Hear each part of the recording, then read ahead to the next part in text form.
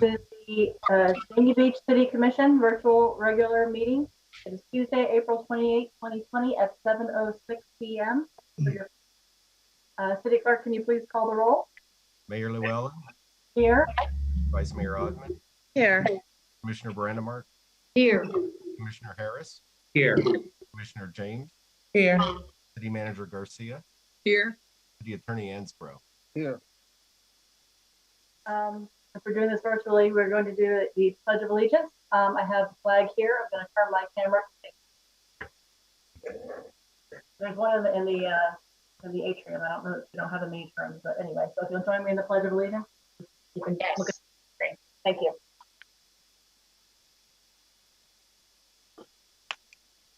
I pledge allegiance to the flag of the United States of America and to the republic which stands one nation under God, indivisible, with liberty and justice for all. And if we could also have a moment of silence, especially for those who have succumbed to the COVID virus.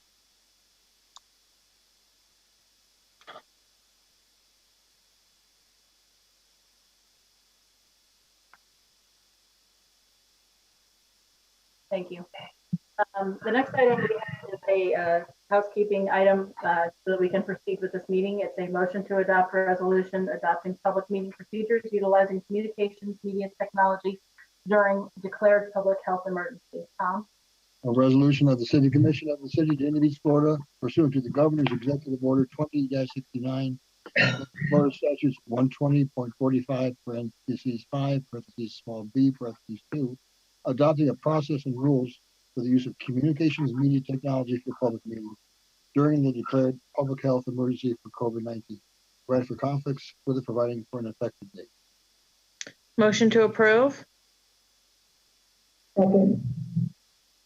All in favor? Aye. Opposed? Bill?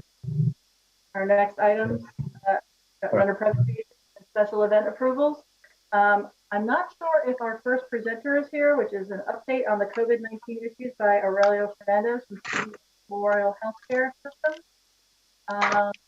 Frank, can you tell if anybody called in? He's supposed to be calling in.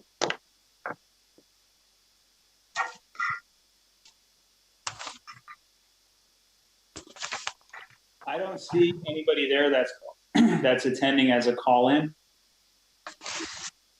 It would show a phone number, correct? Yeah, you would see a phone number. There's no one there that's on the phone that I can see.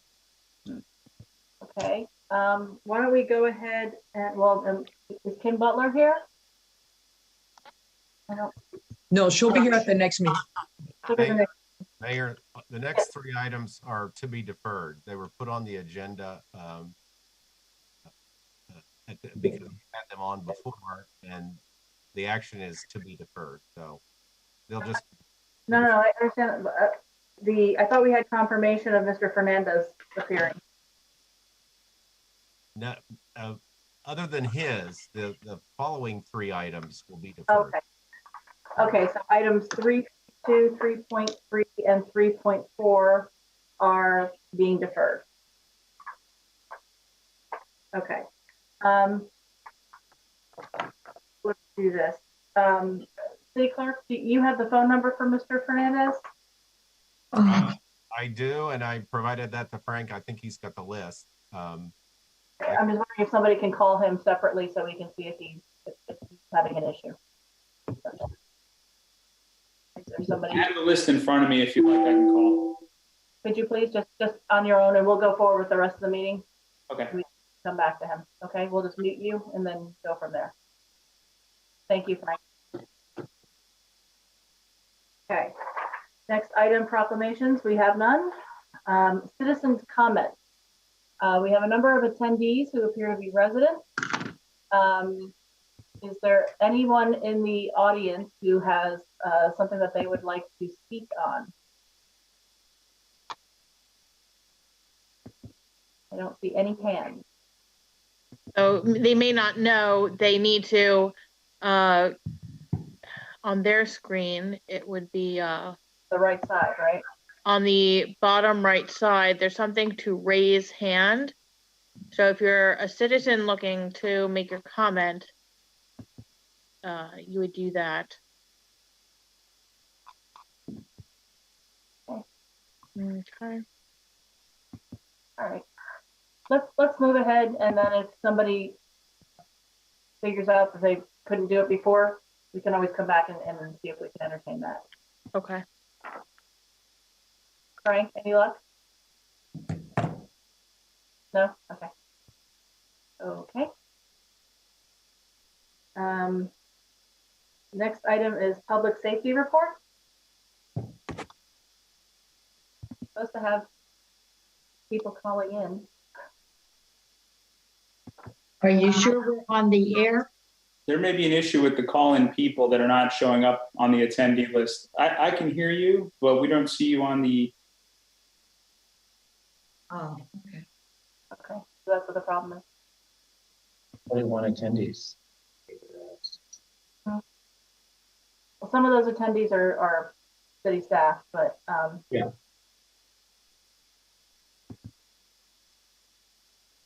Let's just take a minute and see.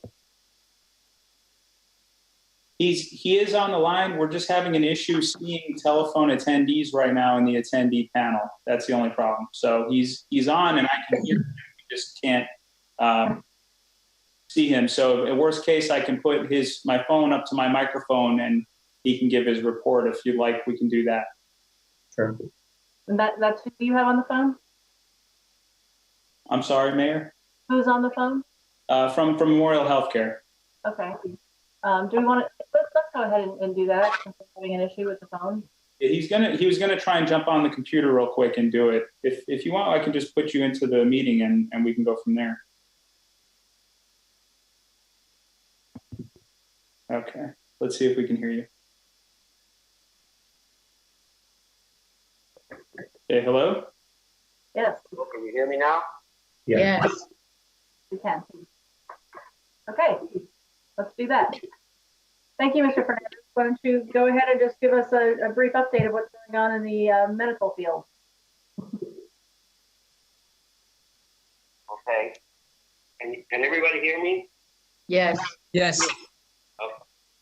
All right. Well, thank you very much for having me and allowing me to give Dania Beach commissioners an update of everything that's going on at Broward County, the state of Florida, and more importantly, the Memorial Healthcare System.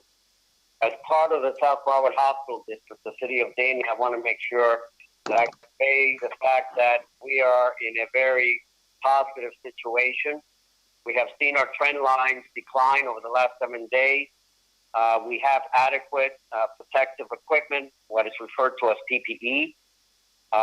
We have adequate testing, and so far our census is low enough that in the event of a surge, there is no need to use the field hospitals in the market. I did want to share with the commissioners that we are very fortunate to have had the foresight to invest in technologies such as the molecular lab that allowed us to do very early testing for the COVID-19 test virus. I don't know if you know, the commissioners know this, but the first drive-through testing site was done at C.B. Smith Park. It was a joint venture between the state, the National Guard, and Memorial Healthcare System. Since then, we have done over 19,000 tests. Last week, we opened up the testing for anyone over the age of 18, as long as they have an appointment, and we are booking over 850 patients a day. The governor of Florida today Governor DeSantis was over in the White House telling President Trump the status of the state of Florida. I'm very pleased to report that the state of Florida is leading the country in the lowest number of hospitalizations per 100,000. It is just an amazing process that the governor and the Agency for Healthcare Administration have embarked upon. We have seen the state of Florida, being of 22 million individuals, be more direct as to where they put their resources. We have access to the governor's office on a frequent basis. We meet 3 times a week with the director of the Agency for Healthcare Administration to ensure that we have adequate supplies and adequate PPEs. So from an overall standpoint, we are doing extremely well with regards to prevention. I can tell you today we had 161 positive patients in our hospitals, of which 42 were in critical care units and 42 were in vent units. Other areas in the state of Florida that are comparable size might have 20 or 30 patients. So what has happened is that the epicenter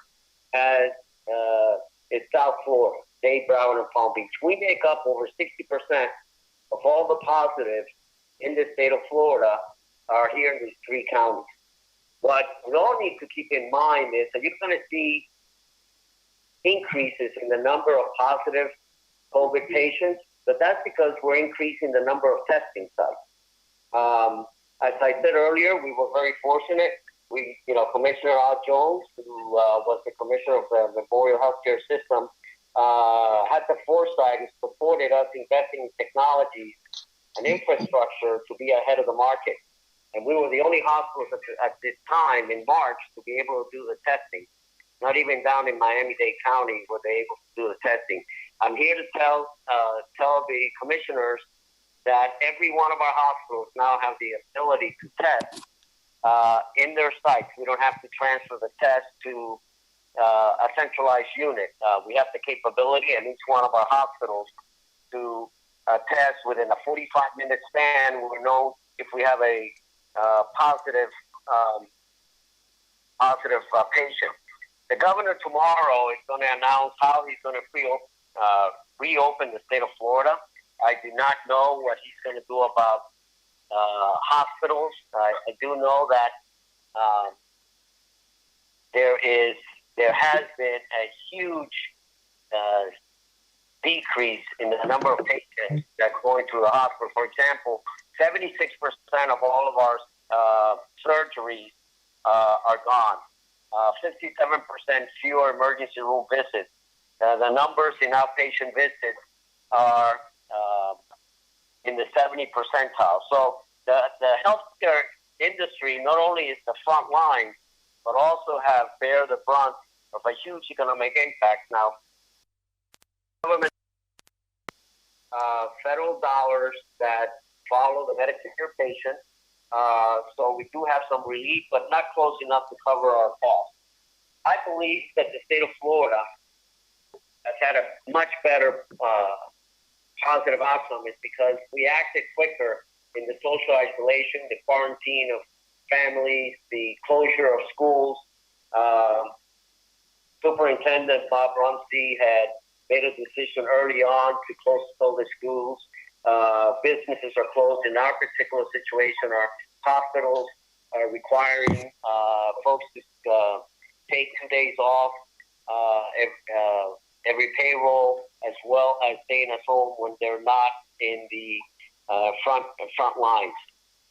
It's interesting to know that 85% of all the deaths in the state of Florida are of individuals of 65 years of age or older. We all know the concern that we all have about nursing homes.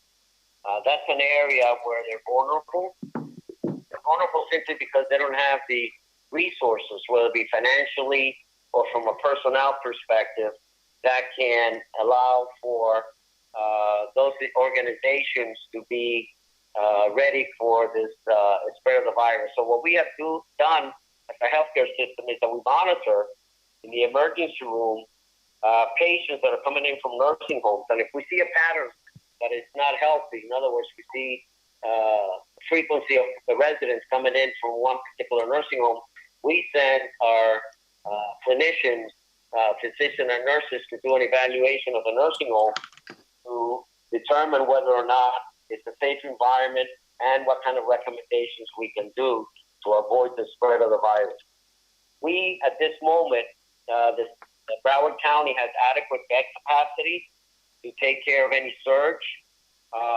The field hospital that was put together over in commercial by the executive airport has not been used, then we don't believe that it will be necessary. It's going to stay there for a while, but we don't believe that with the flatlining of the number of incidents that we're recognizing that it will be needed.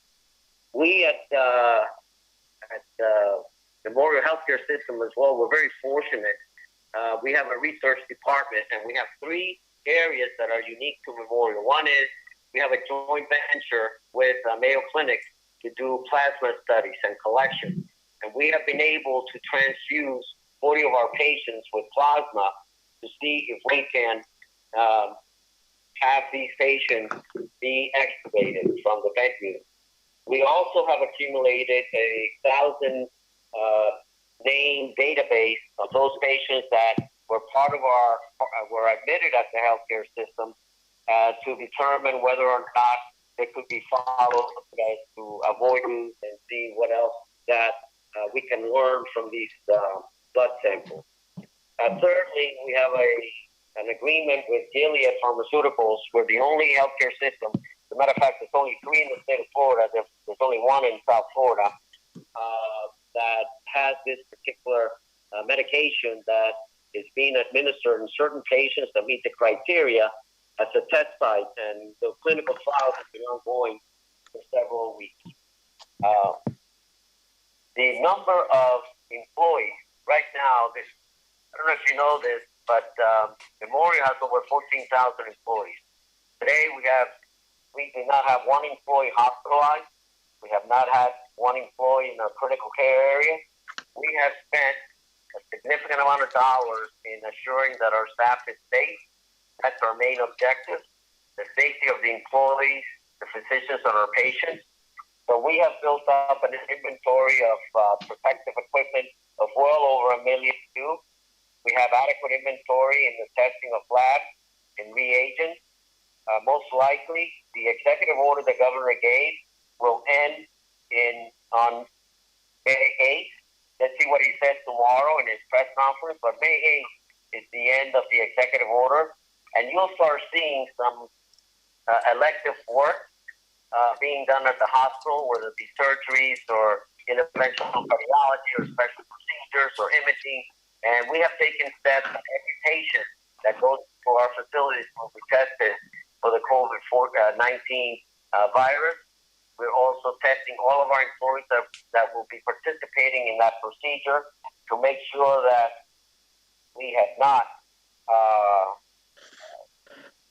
exposed any of the individuals for the virus. Our foundation has raised over $300,000 in an employee relief fund.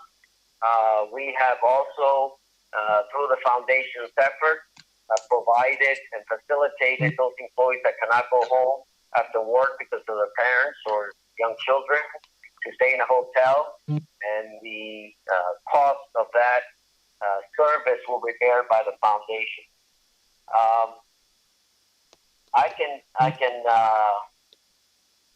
The pleasure that I take of this conversation to all the commissioners and the residents of Dania Beach is that you are part of what I believe the most prepared and most adequately staffed and equipped healthcare system in South Florida.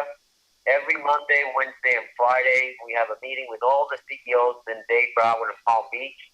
And the concerns that are raised by other systems are not applicable to us. And that has happened through having the foresight and to a certain extent the luck of putting inventory in certain areas that others have not invested on, and in technology that, as I said in the outset, we're very fortunate to invest in a molecular lab when no one else invested in that technology, and have the physician oversight on those for testing that allowed us to be, from the outset, able to do tests to identify individuals. Now, the benefit of having the ability to test at each one of our sites is that you will know within an hour or 45 minutes whether or not a patient is positive.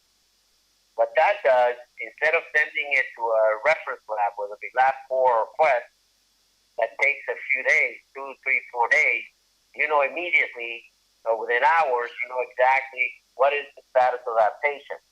So it avoids the continuation of further contamination of the population, of the employees and our docs.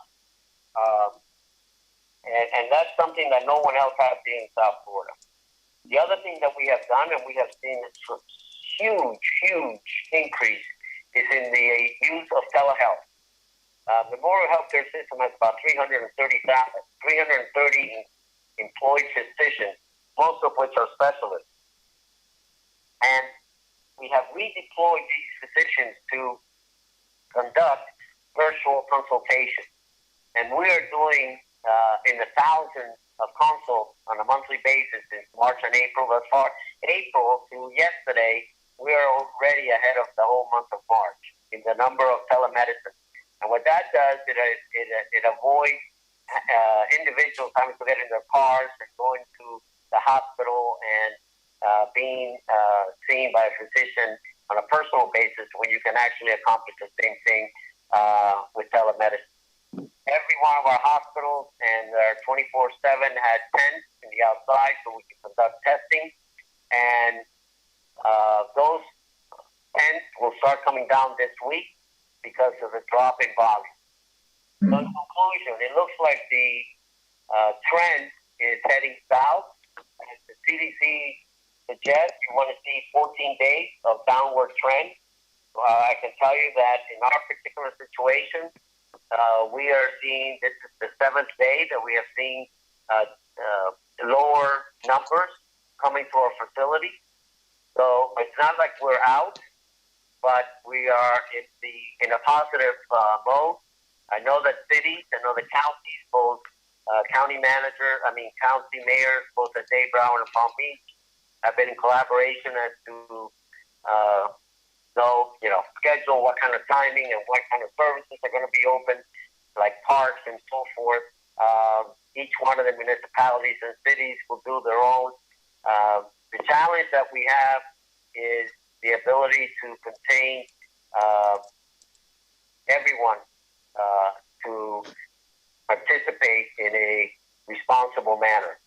Our biggest concern, and it's concern shared by the governor, it's concern shared by the director of Agency for Healthcare Administration, is the nursing home.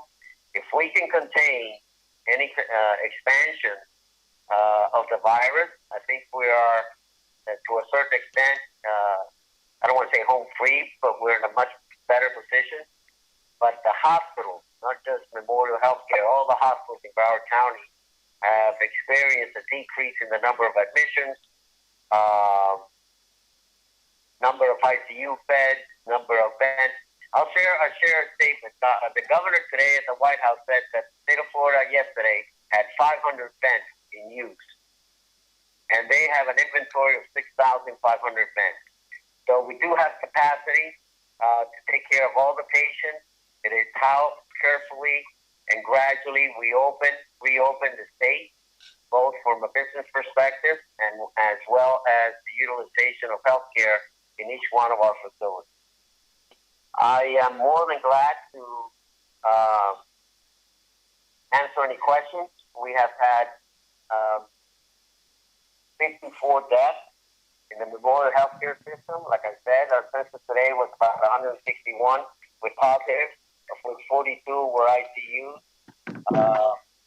We have not had any employee in ICU or in a bank unit. We do not have any employees in the hospital for contamination. And I believe that that's a reflection of the type of support that we have provided to the staff, the physicians, and the patients. Thank you, Mr. Fernandez.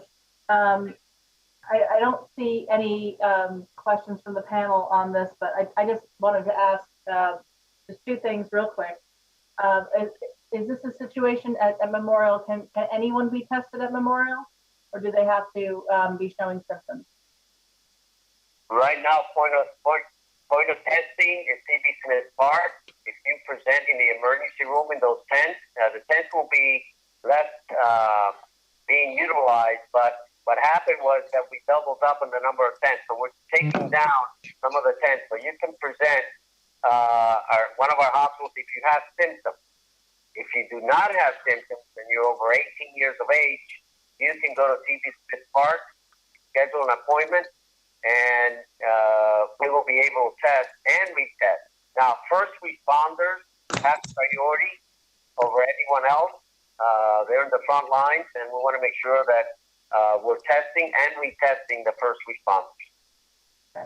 And so at the hospital, that Memorial Health System, do they need an appointment or they can just show up for testing? If you present in the ER because you have symptoms, you don't need an appointment. You present yourself in the emergency room. If you want to get tested just for peace of mind, or you feel that you're asymptomatic and you have certain symptoms but you're not sure, then you go to CB Smith Park. Okay, perfect. And Commissioner James, I think, has a question. Excuse me? One of our commissioners has a question for you. James, your mic, Commissioner. Hi, thank you. My first question would be to ask, are you testing people, do they have to pay for them, or will their insurance have to pay for them versus them going to CB Smith Park? Come again with a question? I can barely hear you. Let me Have turn Frank repeat the question, maybe. Yeah. Let me turn up. I was asking about the testing. I was asking if, in fact, the difference between CB Smith Park and the hospital, do they have to pay when they go to CB Smith Park? And does their insurance pay for it at the hospital? Or is it all free testing? The CB, there's no charge for CB Smith Park with the testing. Okay. Okay. And I know that I've been asked questions about antibody tests. Are you all considering any antibody tests? Right now, if I'm not mistaken, and you have the symptoms and you just go in for the test, you're not charged either. Or if you're charged, you only charge to whatever the insurance company pays, and we don't charge the patient. Okay, but what about the antibody test? Have you all looked into? We don't have antibody tests. That is still a very questionable test. Nobody has antibody in South Florida. Okay, and lastly, there have been many studies that have shown the increase and how it affects African American people. And I wanted you to touch base on that. Are those numbers going down? The percentage of positive results per number of tests is dropping. What you're going to see is an increase in the number of positive patients because there's an increase in the number of tests. But if you look at let's say if I do 100 tests, 12% will come out positive. It was 14% 3 weeks ago. Do you follow what I'm saying? I understand the trend. I guess I asked a more specific question, but I'll follow up later. Well, if you want, because I'm having a difficult time listening to the questions, you can either call my office or email me.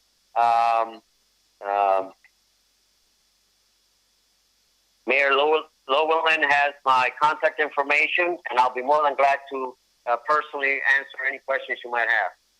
Yes, if you could get the clerk to send that contact information to the rest of the commission, that way I don't have to waste time, not waste time, but spend time asking these questions that I have. Let me give you my work number. It's 954-265-5805.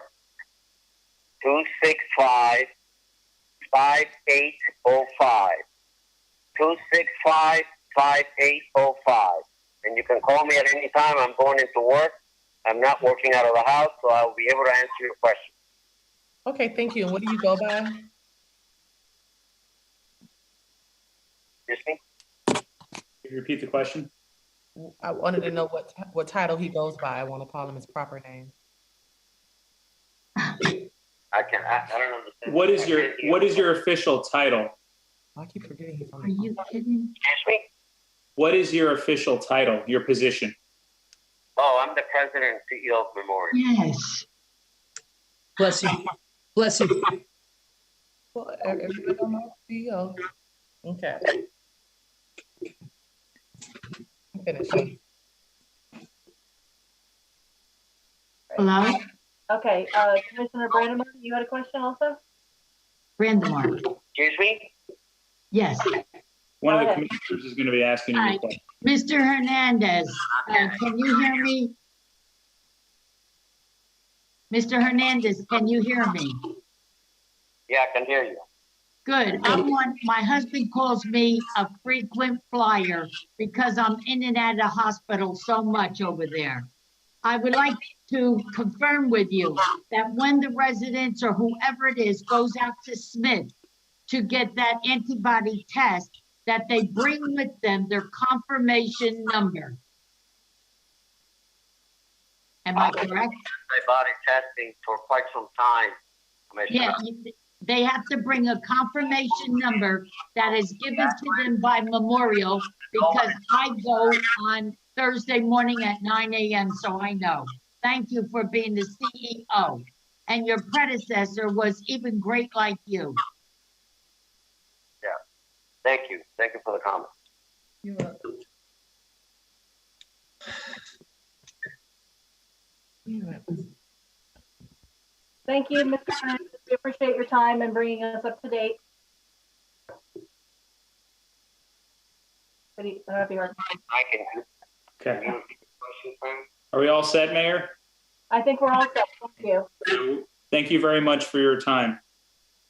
Oh, and I'm sorry for the phone confusion. And like I said, if there are any questions, you have my number, and I'll be more than glad to answer them. Thank you. Thank you. All right. Bye-bye. Okay, and to get back to the citizens' comments, it looks like somebody has their hand raised. That's actually Chief Pelliser. He was able to get in using the software. Okay, great. So let's go to Chief Pelliser, I guess, for updates. Public safety report. I'm here. Can you hear me? We hear you. I think everybody else needs to speak, though. Okay, so my report will be short. Rescue, we're continuing to monitor all our employees first thing in the morning. Hold on. We're having some feedback. How about now? Let's try it now. Go ahead.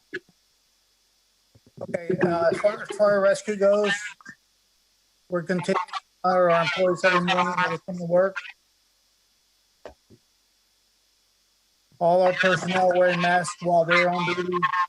Hold on, Chief. We're still having a Frank. Can we mute everybody except for him? Yes.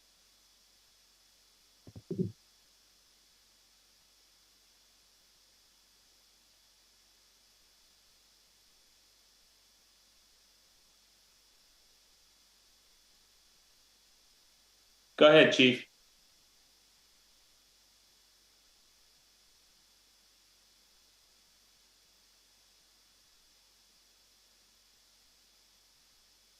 Chief, you are unmuted. Go ahead. You have the floor. All right, can you hear me? I can't, Yes. but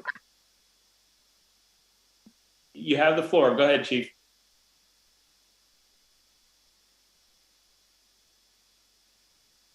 fire rescue, we're continuing to monitor our employees. Looks like I'm back again. We monitor everybody every morning, making sure our stations are clean. All our personnel are wearing their mask while they're on duty at the station. Anytime they travel, anytime they go to anywhere in the city, they're always protected. We're monitoring our fire calls. Our call volume is a little bit down, but holding steady as far as it goes. However, it's a very stressful times because we have to wear a lot of gear to get into people's houses. And the only thing I would ask anybody is please let us know if you're feeling sick when you dial 911. As far as anything else goes, I just want to say I am the most proud fire chief in Broward County as far as the city goes, because Dania Beach has got a team of individuals that from day one have been way ahead of the curve. And I want our commission to know how prepared our whole staff has been, our manager, assistant manager, every single person, all you commissioners have led the way. So I want to thank you all for making our city safe and sound. Thank you.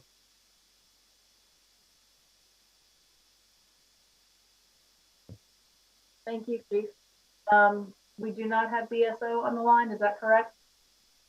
Chief Marsh can't get on. He's on the phone. He can hear us, but he can't talk for some reason. Do we want to try the same thing that we did before? I can do that. I'm calling him right now. Okay.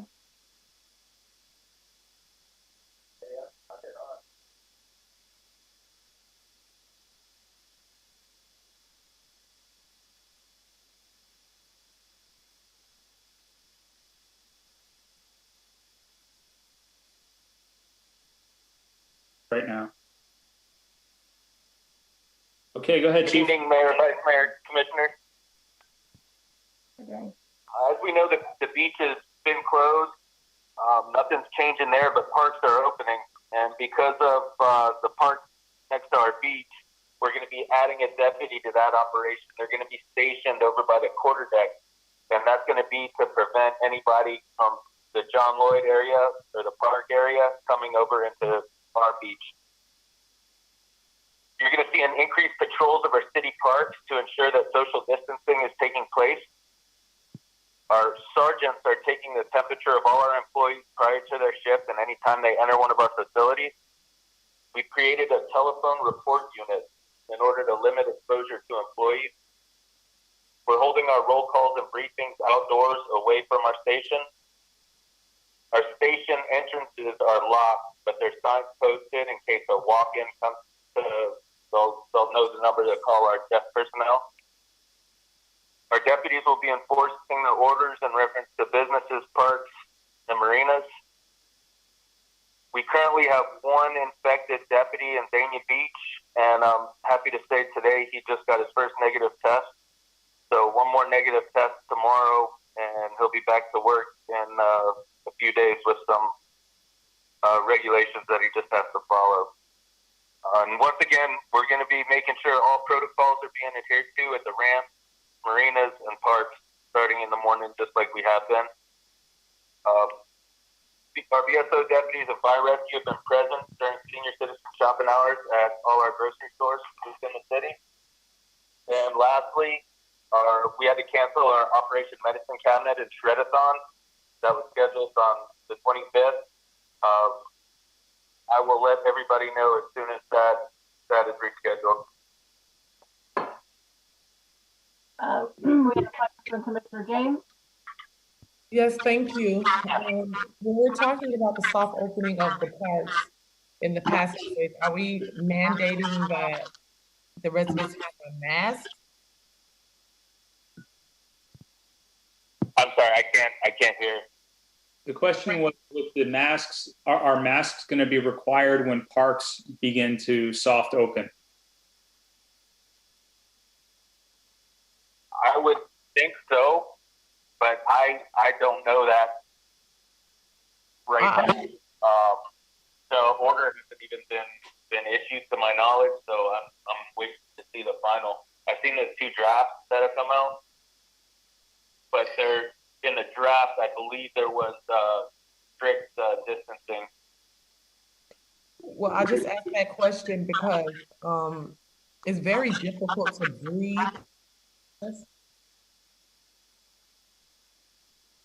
Sizing and opening up those trails. If we are, I just wanted to know if that's something that they have to do if they're bringing their kids out. That kids have to have a mask. Because listen, I've seen the kids have our masks, and I've seen adults that have our masks, and there's really a lot of cross contamination. It's not. They're not throwing them away after a single use. I don't know how effective it is, but it's just something to consider. Like I have to take off my mask because it's hard to breathe in it. And if you're doing leisure activity and exercising, if that could pose, some hazard to have to breathe through a mask that's preventing air come in. I don't know. Sounds muffled. Is it just my sound?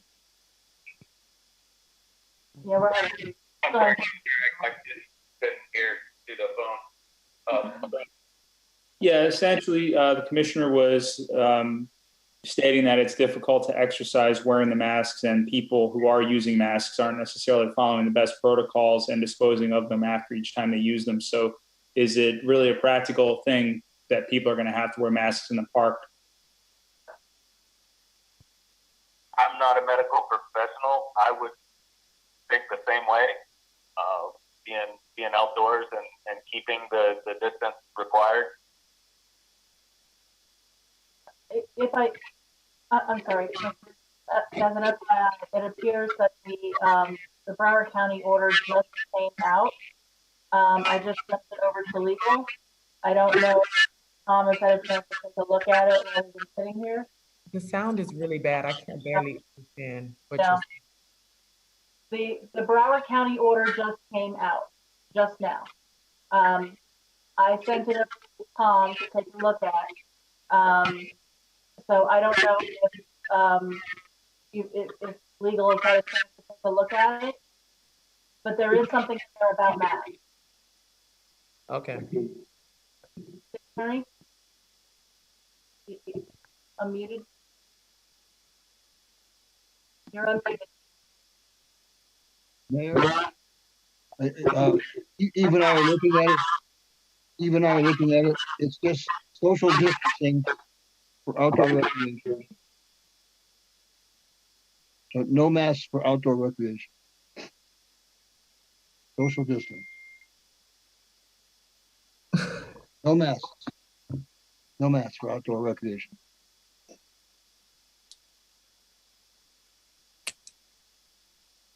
You hear? Sorry. So if people are in the park and walking or whatnot, then they don't have to wear a mask. That's correct. Okay. Okay. I don't see any other questions. Thank you, Chief.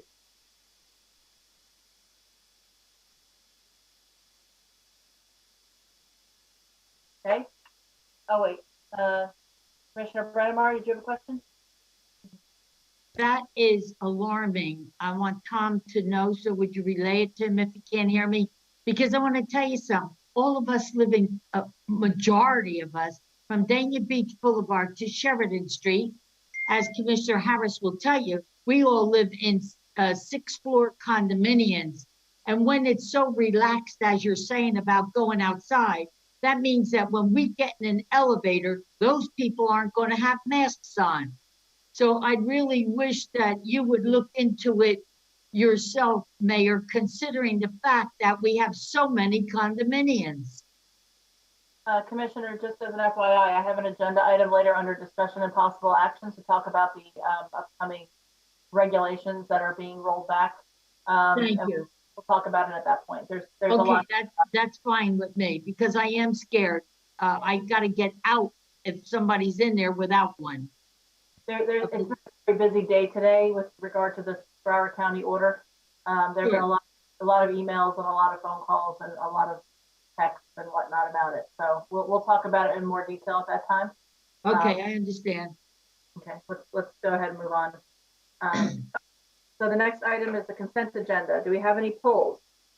I do. Go ahead, Commissioner James. What do you want pulled? 7.8.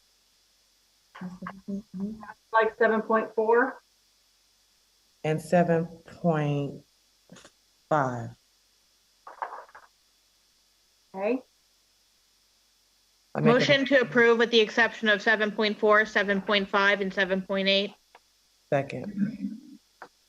All in favor? Aye. Aye. I don't hear from everybody. Any opposed? I'm muted. You got me? I got you. Yes. Okay. All right. City Clerk, did you get everybody? Yes, ma'am. Thank you. Okay, so no one opposed. Okay, so we'll start with number 4, 7.4. 7.4, a resolution of the City Commission of the City of Dania Beach, Florida, created a city ceremonial items policy, providing for conflicts, further providing for an effective date, continued from March 10th of this year, sponsored by Commissioner James. Okay, I pulled this item because I do still have some concerns about some of the things that are in here. I appreciate that the draft was put together. But there's a few things that I think are either not necessary or some things that need to be added. First of all, with regard to proclamations, the proclamations come from the desk of the mayor. I don't think we really need specifically a procedure for that. I don't think we've really had a problem with it so far where there's been any proclamations that have been inappropriate. But the bottom line is I don't think we need to vote on that. And I don't think we need to really have, I mean, the procedure that's been followed so far seems to be people will request them, whether it's somebody from outside of the city or it's somebody within the city who requests them. We notify the city clerk. The city clerk presents it, puts it together if we're going to agree to it. I usually get a contact. I'm sure Commissioner James did as well when she was mayor. You receive a contact information about it, and you decide whether or not it's something you're going to go forward with. They're not all approved. It depends upon what they are, and it seems to have been working. And so I don't really know that we really need to have a procedure for that. And I certainly don't think we need to vote on it and determine who's going to get a proclamation and who's not. My other comments dealing with the keys to the city.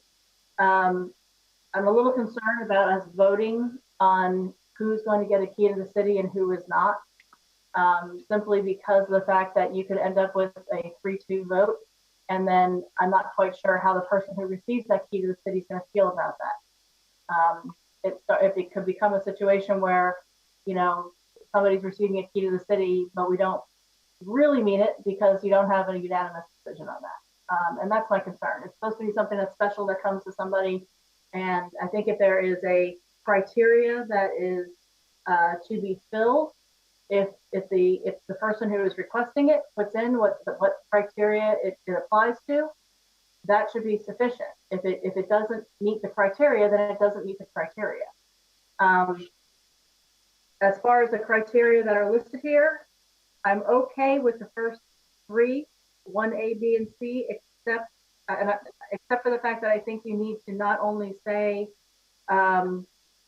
citizens, I think you need to say organizations as well, because we do sometimes have organizations and or businesses or other that not only have we already given keys to the city to, but also do certain things as a business to help the city, where they raise money, they have fundraisers, they do things like that. They provide things to the city in order to help our residents. And I think that's something that needs to be included. I also think you need to have something in there about historical significance, because we are the oldest city in Broward County, and we do have some businesses that have been here for a long time and have a significant historic presence. And that I think that should be a factor in this. I have a problem with letter D, 1D, because I think that could easily become political in nature. Can you say it out loud, because I can't access the Letter D is dignitaries of unique and recognizable county, state, national, and international stature. That one I think becomes political very quickly, and I don't think we should include that. But the others I'm fine with, as long as I would like to include something about historical significance, and I'd like to also include organizations, not just citizens.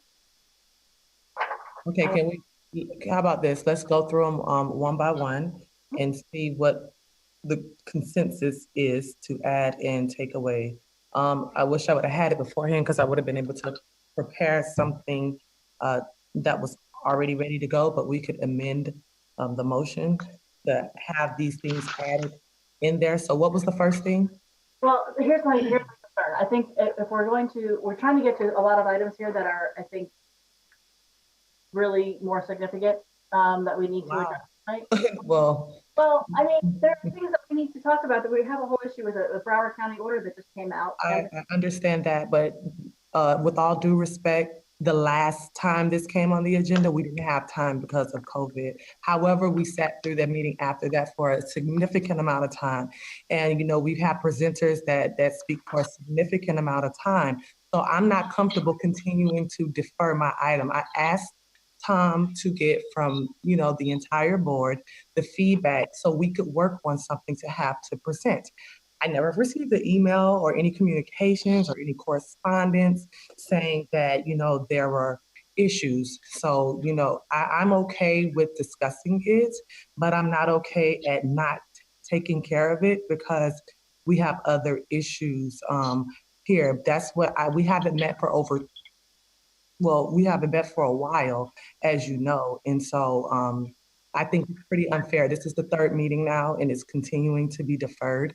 And I'm not here for that. So I want to see what I guess the rest of the commission wants. Because if so, we can just go by a few of your things. I think organizations are good to add to it, or if you want some type of a criteria that adds historical value, I'm okay with that too. So we can definitely tackle this in probably less than 5 minutes. We just do the process to see, you know, but that's my opinion. And so I would like to hear from the consensus of the board. Well, let me ask you this. If we can agree, I'll come to you in a second, Vice Mayor. If we can agree that the proclamations aspect of it really shouldn't be a part of this, then that'll make it go a lot quicker. Well, why would it make it go a lot quicker? All you could do is ask the rest of the board what they feel. I don't agree with that. I think that I was accused of a lot of things. I think that there wasn't a policy or procedure that was, you know, followed by anyone except for when I requested to have a key. I also think during that meeting, when I went and rewatched the meeting to prepare for this meeting, I was just accused of handing out keys for appearances. Those came with proclamations. I do agree that they all should come from the mayor's office. There is nothing to change who it comes from, a different signature of anything of that importance. But I was asked during the meeting, Tom, is there some way that we can stop this? So that you wanted there to be a vote at that particular time on who got the key, because I was, you know, I brought this, I didn't even bring it up, but it was brought to the meeting, you know, to present the keys. But you wanted there to be a discussion about that and if they deserve the key. But that's not something, I was following what we had been following when we did it for Spirit and Gangrels and everyone else. And so I do think at this point, everything needs a policy. I mean, when you ask a question about social media, no one's comfortable making a decision around here without a policy. So I do think there needs to be a policy. It could be a more simple policy, but that's my opinion. Vice Mayor? Okay, in the interest of time, can we just start going through what the different elements were? Just what was your suggestion, Commissioner, to have them voted up or down? Yeah, well, that's what I asked. I asked if we could just go That's through fine. them. That's fine. I think that's probably the most, whatever's the most time efficient way. Let's just knock it out and be done with it so that we don't have to keep bringing this back and, you know. The problem is that I don't think it's going to be very time efficient if we can't agree on the proclamation issue, because that's really where I have the majority of the changes. I will tell you that that as far as the keys to the city, I mean, I'm very happy with, I can take this, if I can get this in a Word document, I'm happy to go through and edit and make the changes that I think need to be made and they can be sent to you. And you can decide if it's something that you want to do or not. I don't. But that's what we're doing right now. I don't need to give you a Word document. We're going to vote on what parts we want and not, and then Tom can go and add those things in. It's still like, I don't understand what's the difference in going. Like, we're spending time now, we could be discussing, okay, the rest of you all, how do you all feel about the proclamations? Because I don't make the decision alone and you don't make the decision alone. So we need a consensus. So if we go through and get the consensus of the board, we can move on. We can move somewhere. Well, let's do that first then. Let's see, do we have a consensus as to whether or not we should do this now or defer it and let us do this offline? I see Commissioner Brandon Marty has her hand up. Yeah, Mayor, through your chair to Tom Ansborough, Tom, when this is voted on and done, can the next commission change it? Yes. The policy. And how many months away are we from that? 7 or 8. November Thank 15th. you. Okay, so, how do we do this? Do we have, is there a consensus that we defer this to the next meeting and let me at least go through with and do a Word document edit, and I'll turn it in. I'll turn it in this week. We've had a lot of weeks. I don't see there being I mean, I'm looking for yeah, they want to defer it, but I don't see it. Well, I don't know if anybody knows what they need to do here. If you are in agreement to defer it, how about you raise your hand? Yeah, I don't know. I can't raise my hand, so I will raise my hand here. No? Okay, we'll go ahead. So we'll go ahead and we'll address it one by one. And the first thing let's look at the city. The first thing is that I don't think it should be voted on.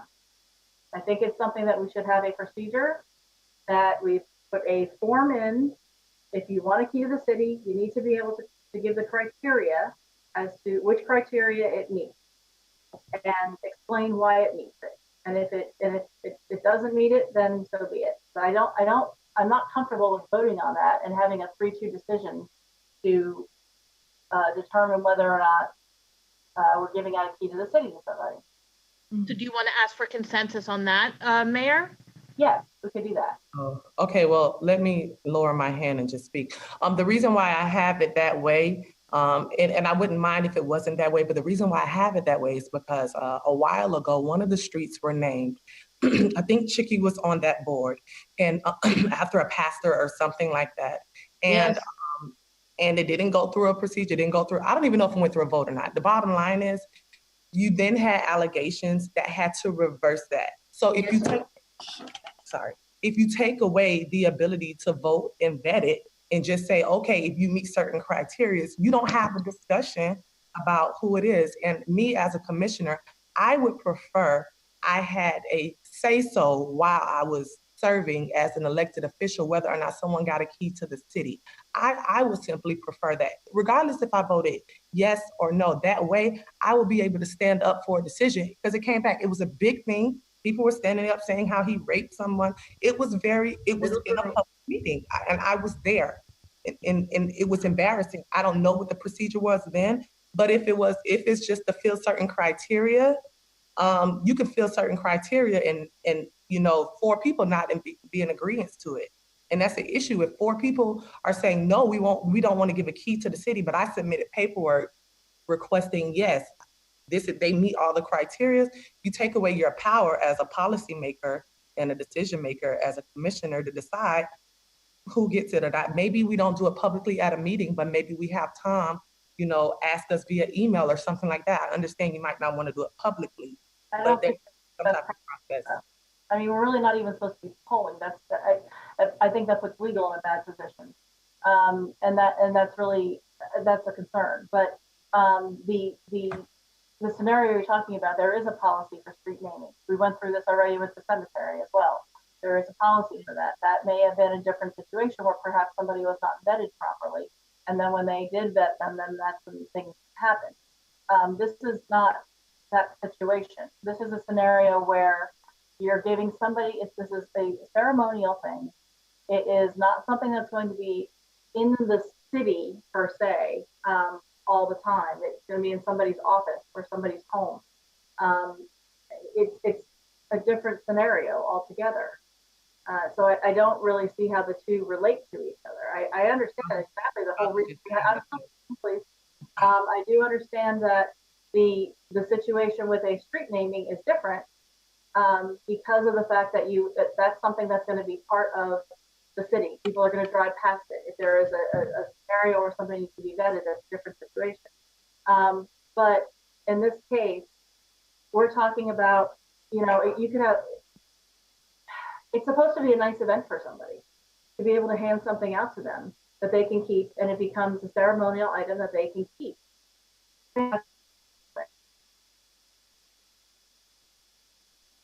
Violate sunshine, I would think. So that's not something that we should be doing. So,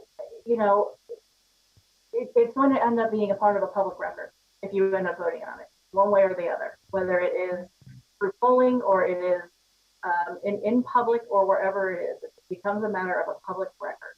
And it's just something that I just don't think ends up being very nice if it becomes, one of these scenarios. I mean, the other option is there's another option. You could say that each person has so many keys to the city that they're allowed to give out each year and leave it at that. But there's different ways to do this. I just don't think that voting for it is the best way to do it. Okay, let's hear from the rest. And One more thing. Could I have one more thing? Go ahead, Commissioner. Okay, just one more thing. If I was to start this off as our forefathers, I would sound like someone from a history book. But I want you to remember this. When you go to number 1 and you go down to B, that's really years and years ago what it was meant for. That's it. That's it.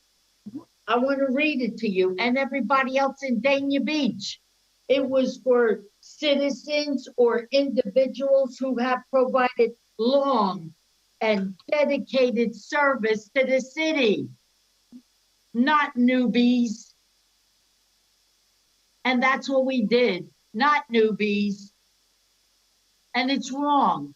It was meant to be given out to longevity, people that were in this city back in the time of even Charlie McElgay. You did something significant for the city, so I give you a key. Not because you opened the point, and a lot of other things, not because Spirit came here.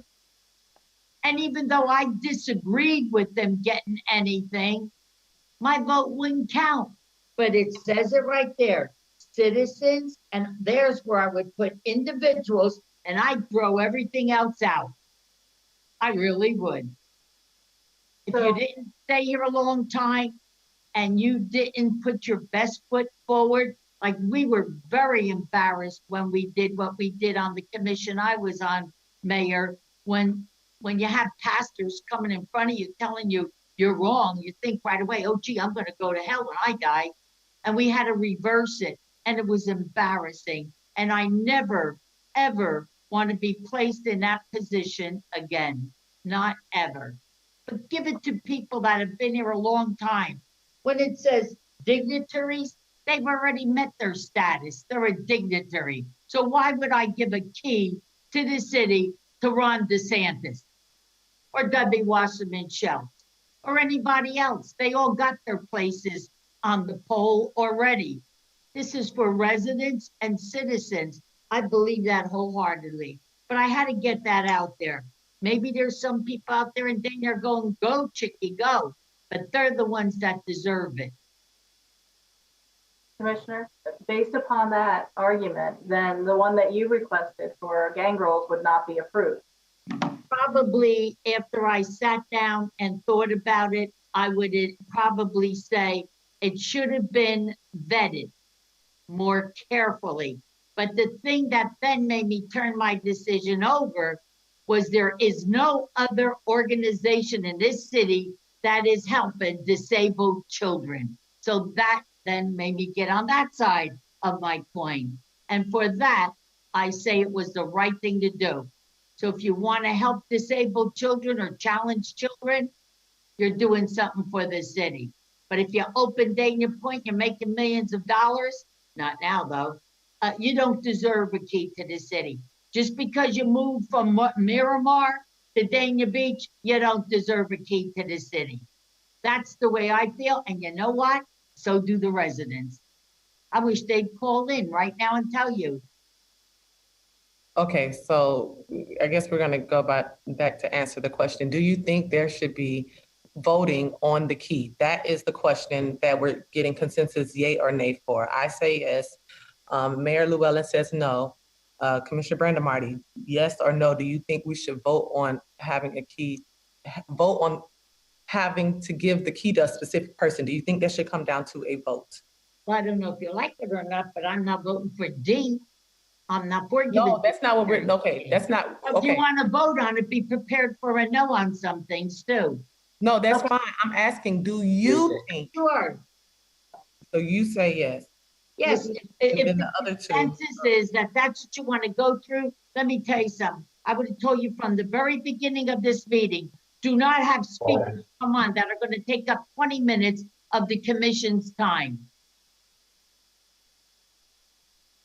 I'm serious. That was a long time. What we're talking about. But they were things of concern to the residents, so I'll on that a little bit. Okay, Commissioner, so the question is, hold up, just 1 second. The question is, if there's going to be a key to the city given out, do you think that we should be voting on it? Yes, because there's things I don't agree with. Okay. Vice Mayor, you had your hand up. Okay, so my vote is no, and my request is that, listen, if we're gonna wax philosophic on every single point of this, then perhaps I incorrectly guided this conversation. I thought we were going to go down the various points of what the commissioner asked. If she wants to say a sentence or two to clarify what it is, fine, but we are going to be here all night if we're gonna sit. We've already over 12 minutes talking about one point. So if we want to do this distinctly, and somebody has a clarification for the commissioner, or the commissioner wants to offer a point, fine. But I don't think we can do this all night. So I'm a nay. Bill Harris. No. Okay. No. So we'll take off the voting procedure for having a key to the city portion of it. What was the next question? The next issue, I guess, would be the actual criteria. So the first criteria for keys to the city is the citizens of the city who brought regional, national, or international acclaim to the city. Did you want to take away or add anything to that portion of it? I think on all of these, it should be citizens or organizations. That's fine. Because there might be something there. Or businesses or something like that. That's fine. Businesses, organizations. Does anyone else have an issue with adding that? No. Okay. Okay. Next. The next one was to citizens or organizations who have provided long and dedicated service or dedicated significant service to the city. I'm fine with that one. Me too. Oh, no, okay. Okay. I don't think does anyone else have questions? Because if not, you could just ask the questions that you had on them, and then we could say yay or nay, so you don't have to go through each line. I just want to make sure that A through C, we include not just citizens or individuals, but also organizations or companies or whatever, that's fine. That's as long fine. as we're in agreement, then we're good. Okay. Letter D is dignitaries of unique and recognizable county, state, national, and international stature. I don't think that one should be in there. I don't either. I don't care if you. It can become political. I don't want it in there. Well, giving the key out is already political. So let's start there, but that's fine. If you want to take it out, listen, it's not a big deal for me to take it out. Yeah, just that one is gotta go, really. And the only thing that I would ask to add in this section would be something that talks about historical significance, because that, again, that's really what this was about. So that maybe we could include that somewhere under letter B. Yeah, you can add historical under long and dedicated. I thought that kind of summed it up, but you could change that for historical. I mean, I think just to be more careful that we are saying.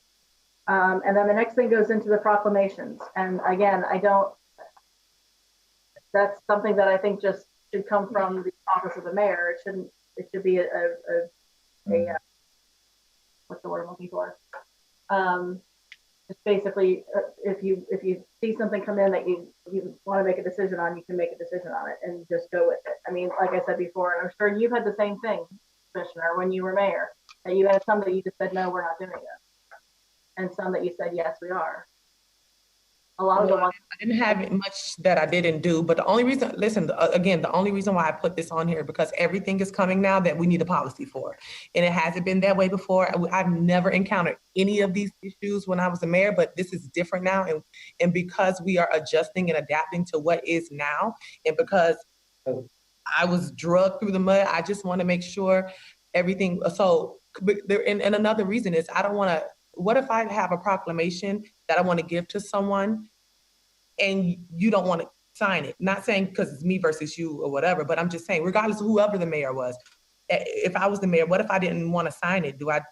Does the commissioner not have a chance to give the proclamation out? Well, I mean, I haven't seen that happen at all. I mean, have you ever heard of that happening where that's been an issue? This has never been an issue. I've never heard of this happening, but I'm trying to have foresight into things that may happen. So we could just have a vote on whether or not we feel like, because we'll get in another discussion. So we'll go through the list. I'll pick out the ones that I have notes on. Under letter B, I'm fine with letter A, that's fine. Letter B is for national causes such as American Cancer Society, Breast Cancer Awareness, Black History Month, Women's History Month, National Library Week. I would just add in there and other such causes or other such related causes. That's fine. You put etc. That's fine. Considered, because that can be interpreted as being exclusive. Fine with C, fine with D, fine with E. Okay, and then there's a list of what it would not be included, what would not be issued for. And this is proclamation. Mm-hmm. The first one is commercial purposes such as opening of new business, a new service, a new product, or a new professional service. I don't, in theory, have a problem with that, except that sometimes we do have situations where somebody brings in a new company and they're impacting our economic development overall. Wouldn't that be under Randy Shane, Mayor? I don't think that has anything to do with Randy. I mean, the chamber, don't they do that now? There might be something new that comes into the city that's going to have a huge impact. And when something like that happens, there's nothing wrong with thanking somebody for coming into the city. It's a proclamation. And let's just take a vote on it. Who wants to take it out? A. We have 3.A. Vice Mayor, do you wish to remove 3.A? Please repeat what it is. Commercial purposes such as opening of a new business, a new service, a new product, or a new professional service. No, you don't have to take it out. Okay. Commissioner Brandon Marty, do you think we should take it out?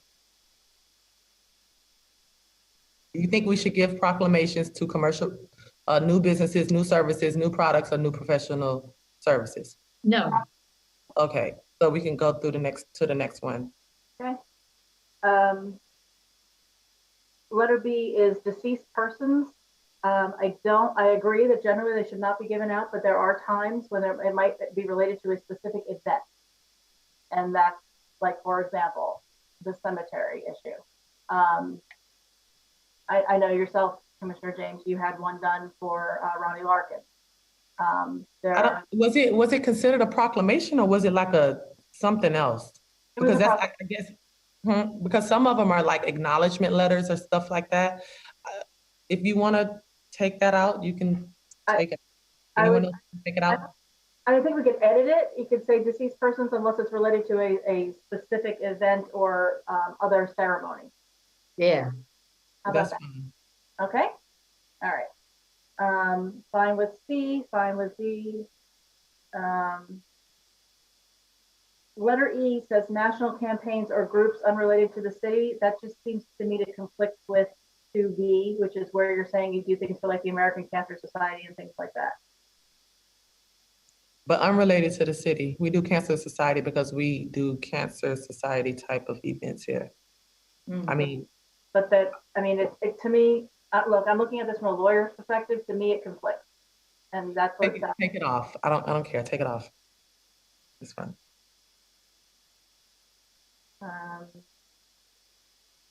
That was E. And I'm fine with F. Then number 4 is the request form for ceremonial items such as keys, proclamations, and certificates must include the following. Are you talking about an actual form, or are you just saying somebody can do an email or something and request it? Yeah, just as long as we know the questions that need to be answered, it's fine. It doesn't have to be all official. Under that, letter 4E, it says indicate whether the organization is a nationally recognized nonprofit organization. I'm concerned that if you're saying that it could be deemed excluding for-profit organizations. So I don't know if we need to include in the request that that it's a nationally recognized nonprofit organization. It's not that big of a deal for me either. A lot of these I got off of, it was a blend of the other cities who are doing it. So these are not deal breakers for me. Okay, that's it. Other than that, I'm good. Are we good? Motion, do we need a motion to approve it with the amendments? Yes. Okay, so motion to approve with the amendments agreed upon. And I'll second it. In favor? Aye. Aye. Aye. All right. So what is the next one? 7.5? That's the quorum. Oh, my God. Yes, 7.5 was the next poll. 7.5 is a resolution of the City Commission of the City of Dania Beach, Florida, creating a decorum policy, providing for conflicts, providing for an effective date by Mayor Odman. Yes, I asked, I just wanted to know how it would look. So how we have it right now, how it has the virtual meeting and public comments procedure, would it be a part of that, especially virtually?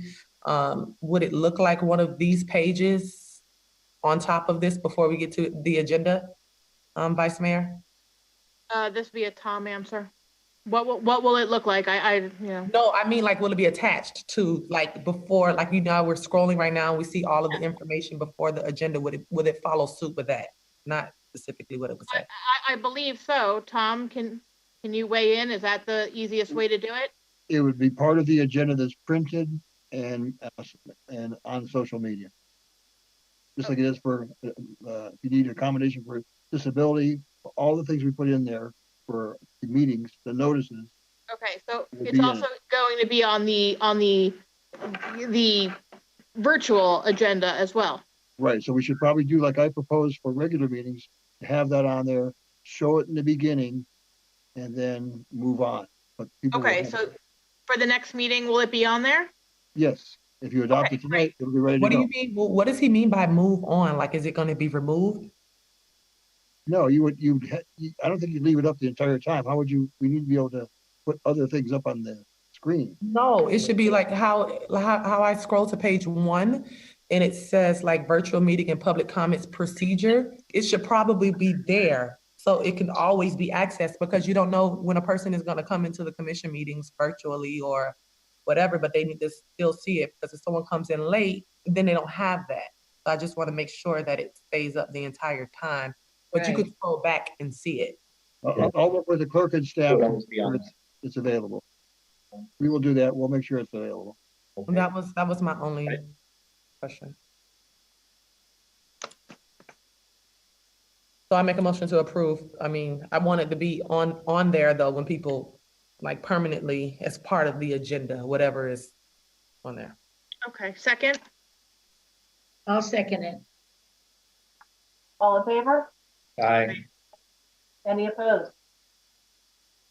Okay, so next is 7.8. A resolution of the City Commission of the City of Dania Beach, Florida, authorizing the city manager to obtain supplemental plan review, inspection, and administrative services from CAP Government Inc.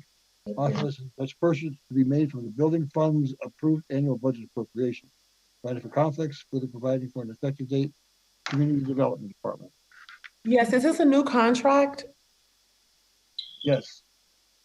I'm a little concerned about this. We just renewed a contract, and I know that this has like a supplemental plan review, inspection, and administrative services. How many administrative services do we need? I know this was before Anna got here. I already was questioning this before about how many people we are continuing to hire from CAP, but I want to know what the cost is. I want to know what the cost is. I want to know what makes us so special that little old Dania Beach are the only ones that can get this rate. I want to know what we have saved. I have a lot of questions regarding this. I want to see it holistically. Like, I want to see it overall. I don't want to see it just in this, because there are a lot of questions. I don't know if so. Could someone answer those questions, or I would feel more comfortable if we waited on this until the next meeting, because there's so many questions I have about this, and I don't understand why we're having another contract in the middle of this that would, in fact, give more, spend more money? City manager? Yes, well, actually, we're not spending more money. Last year, and Eleanor will be able to chime in as well. Last year, we were asked to go out for an RFP for these services, as you know, Commissioner. We diligently went out for an RFP. We had two very qualified companies submit their proposals. The lowest responsible bidder was Cap Government. In addition to that, Cap Government works as part of a team that includes the county. So Cap Government is actually even lower than the county. In addition to that, thanks to our acting community development director, Eleanor, we actually went back to Cap, even though they were the lowest bidder, and asked them if they could roll back their rate to what they were prior to the RFP, saving the city in excess of $100,000. So this was an RFP that was done efficiently and professionally and effectively, following all the guidelines of the RFP. They were the low bidder. And in addition to that, we further negotiated with them to lower the rates by $100,000. But Eleanor is on as well, Commissioner, for any other questions that you may have. Well, I know that Cap is lower by the hour, but I know that they charge more for the same job as other cities. So my question again is, I know we went out to RFP, but before we went out to RFP, did we not, because I remember you saying, oh, if we don't, we just renewed their contract, correct? When is their contract up? Well, we came to you last year to continue their contract, but you all voted, instead of to continue the contract, to do an RFP. So we followed your directive. We did an RFP. They were the lowest responsible professional bidder. So what, no, they're under contract right now though. So what contract are they under? When is that up? They're not just working without a contract, correct? No, I mean, if we could get Eleanor on, so Eleanor can provide more of the specifics. There you go, Eleanor's on. Can you hear me now? Yes. Okay, wonderful. Yeah, we're currently piggybacking. The contract allowed us to piggyback for 2 years. The commission asked us to piggyback only for 12 months and go out for RFP. We're about to, in June, I think June 12th, I'll have to check the agreement, the exact date, but in June, the 12 months is up. So the current agreement would allow us to piggyback for another 12 months if that's what we wanted to do. But the new agreement is securing the current rates. So I think what is the dollar amount, Eleanor? Like, what is the cost? I keep hearing just same rates, but what is the cost for a year? What's the numbers? Maybe that's a finance question, because I just want to be very careful, especially in this time, like what we are doing with contracts and outsourcing and things of this nature, if it makes more sense. Because I think we have people that do the same job from Broward County and for CAP. Right, Commissioner. If you're concerned about rates, I will tell you that CAP's rates are lower than Broward County's. I'm not necessarily concerned about rates. I'm concerned about the entire you were concerned about rates. I'm still waiting for a dollar figure. Okay, but this contract is aligned to what the rates that we had last year. So I still want to look at a dollar figure. I know the last time I had this conversation with Mark, I wanted to look at a dollar figure then. It was provided to me. And my concern then was that it looks like CAP is taking over because they're about to have just as many, CAP employees. It increases every year. The amount of CAP employees increases every year. And again, they may charge less by the hour, but I've looked at the finances over the years, not recently, but they bill for a lot of hours. So again, can I get a number of, I've asked for the number like 3 times. I just get a dollar. Yes, absolutely. Go ahead. Last year, CAP averaged about $1.2 million. That's what we paid them. The county is roughly about the same. So we're paying the county and CAP currently about $1.2 million each per vendor for their service. Does this contract allow for more CAP employees that are already there right now?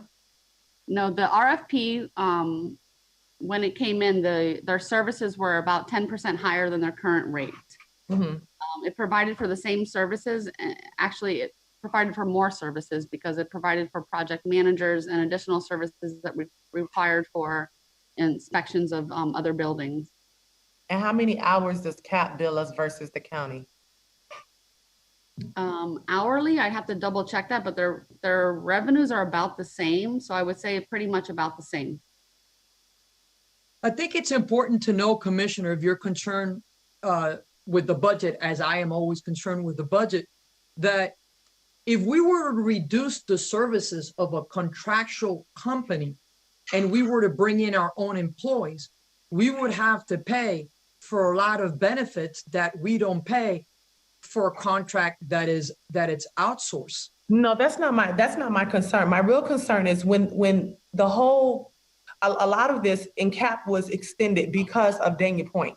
That was the whole point of, the trailer going over there. We had to make an SPO building, and now it's on the side. I've seen plans of how it was going to work, and I was specifically told, that it would decrease, but I'm seeing it increase, and I've asked, where is Dania Point? They're almost finished with all of their shelter, things that they would need, to complete Dania Point. Is on the decline right now. It's not like how it was before we ever broke ground. And so my concern continues to be, we have to be, what is our plan on scaling back? Because I just see more and more people that don't work for the city, but I don't see the amount of the need that is going to be there, because Dania Point is supposed to go away. SPO is supposed to go away. All these things are supposed to go away. I don't care where we get things. We're not going to get another Dania Point in the city. We don't really have the land to have like another big development like Dania Point. So those are my concerns about, that contract. Or the contract is for how many years? Oh, what is that? Oh, Commissioner, just so you know, we're not fixed on being able to scale down the work if we need to scale it down. We're extremely responsible with our budget, and next month, when our finance director talks about how we ended last year in the black, we take our finances extremely seriously. Not only were they the lowest bidder, but actually we circled back with them and further negotiated to lower their fees by $100,000. So we're not going to have people on the team, whether it's outsourced or in-house, if they're not aligned with the necessary work that we're doing. So, we have subject matter experts here that bring these recommendations after thorough RFPs, thorough analysis, and extreme amount of savings. That's fine, but I just want to be comfortable with it. So I'm just going to ask that it be deferred to the next meeting so I can completely be comfortable with it. And I'll be meeting with you and Eleanor and Frank on it. And Manager, if I could jump in real quick, please. Yes. Thank you. In answering the commissioner's question, the dollar amount is the hourly rate, because it goes by the total amount of work that they perform. The total dollar amount for the service will be allocated in the budget process.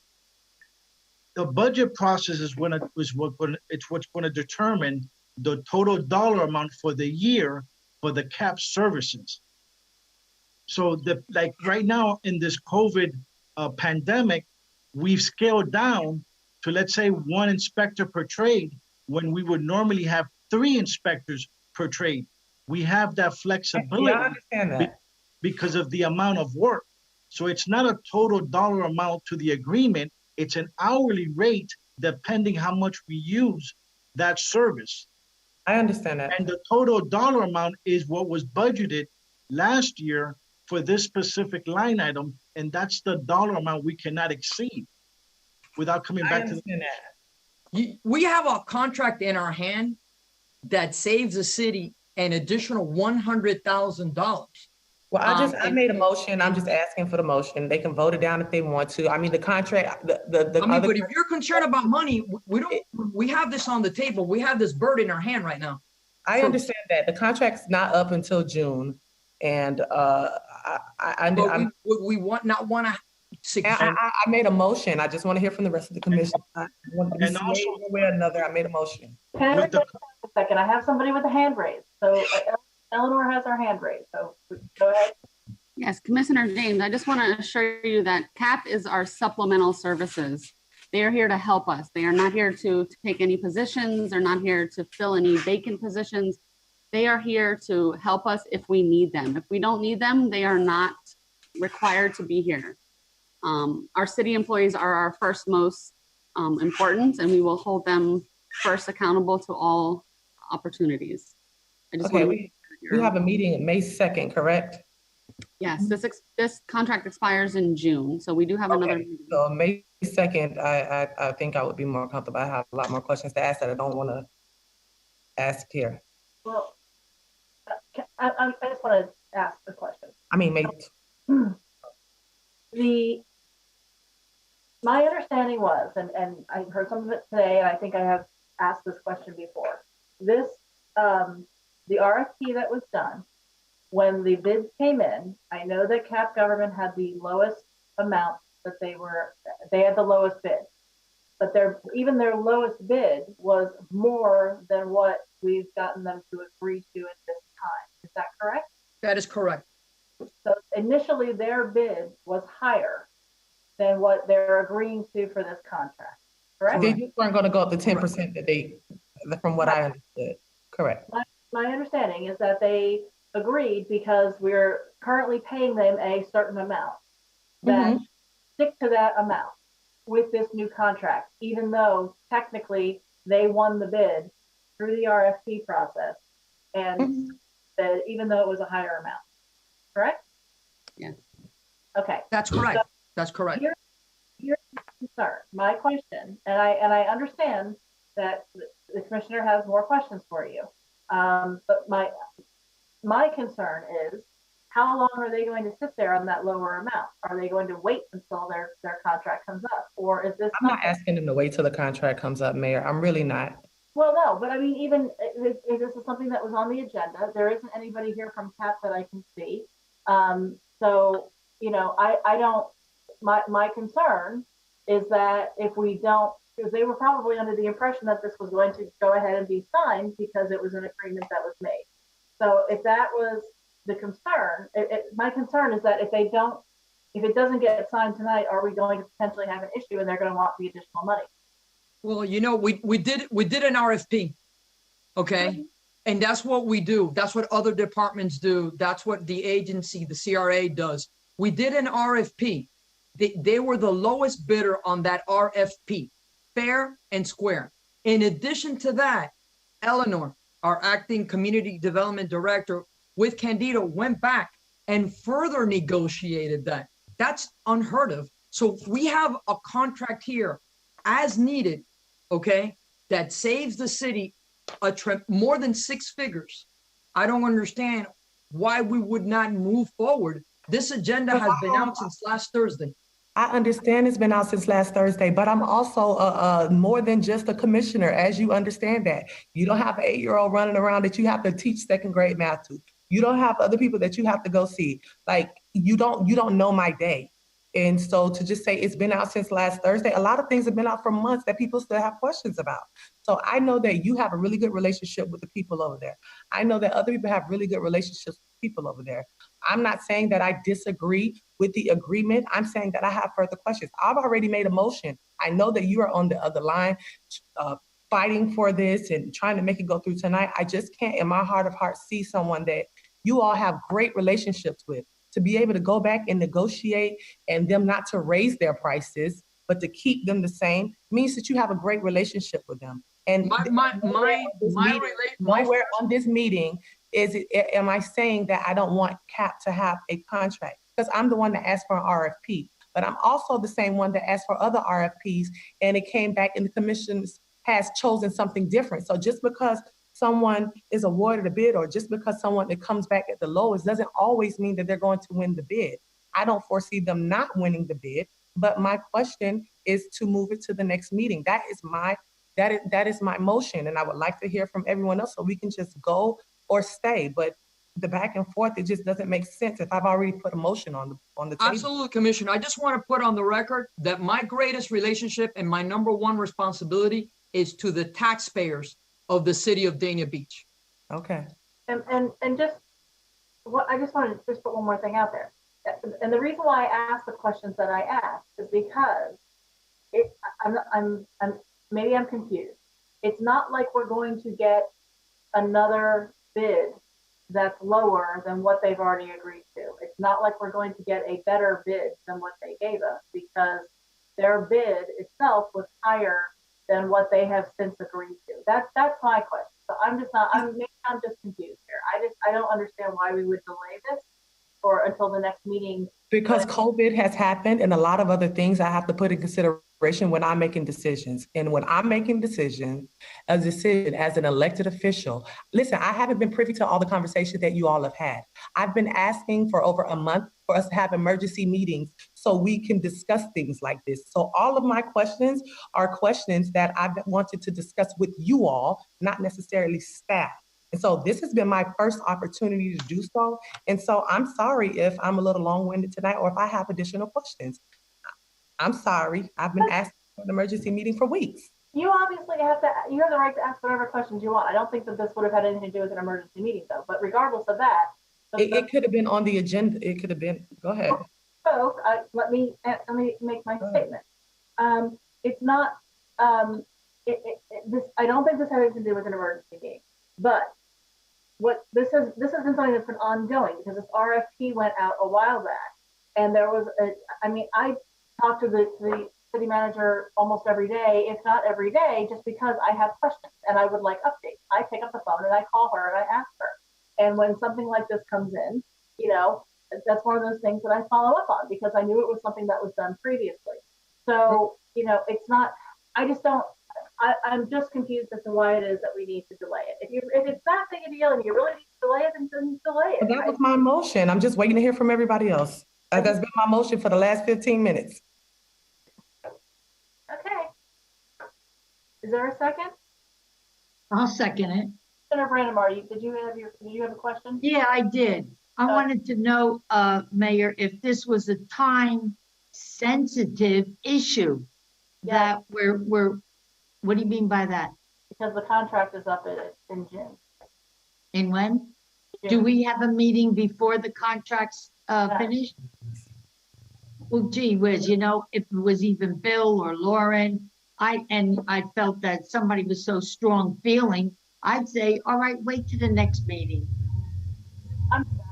But if it was time sensitive that we were going to lose something, then I'd say, let's do it right now.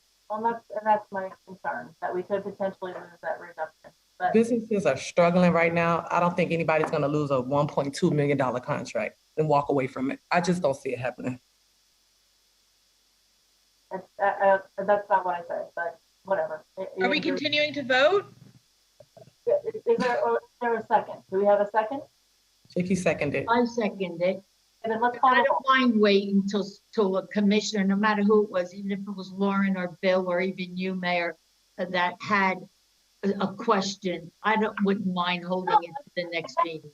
Chicky, that's not the issue. That's not the issue, Commissioner. The issue, my thought is they gave us an additional reduction that they didn't have to give us.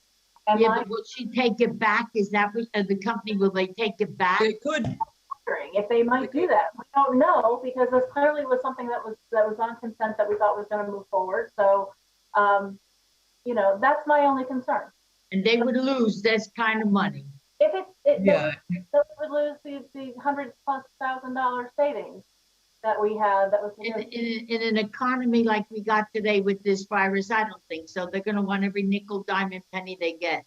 And that's, like I said, I'm just asking the Not question. only that, I think it's respectful. If one of you had, any one of you had this many questions on it and wasn't sure and asked for this, I wouldn't say no. It's just asking a question. That's all I was doing, is asking a question. I don't understand why there's animosity. In any event, go ahead and call the roll. Okay, so this is on a motion to continue the item until the May 12th City Commission meeting. Commissioner Brandon, But not further, yes. Commissioner Harris, No. Commissioner James, Yes. Vice Mayor Odman, Yes. Mayor Llewellyn. Yes.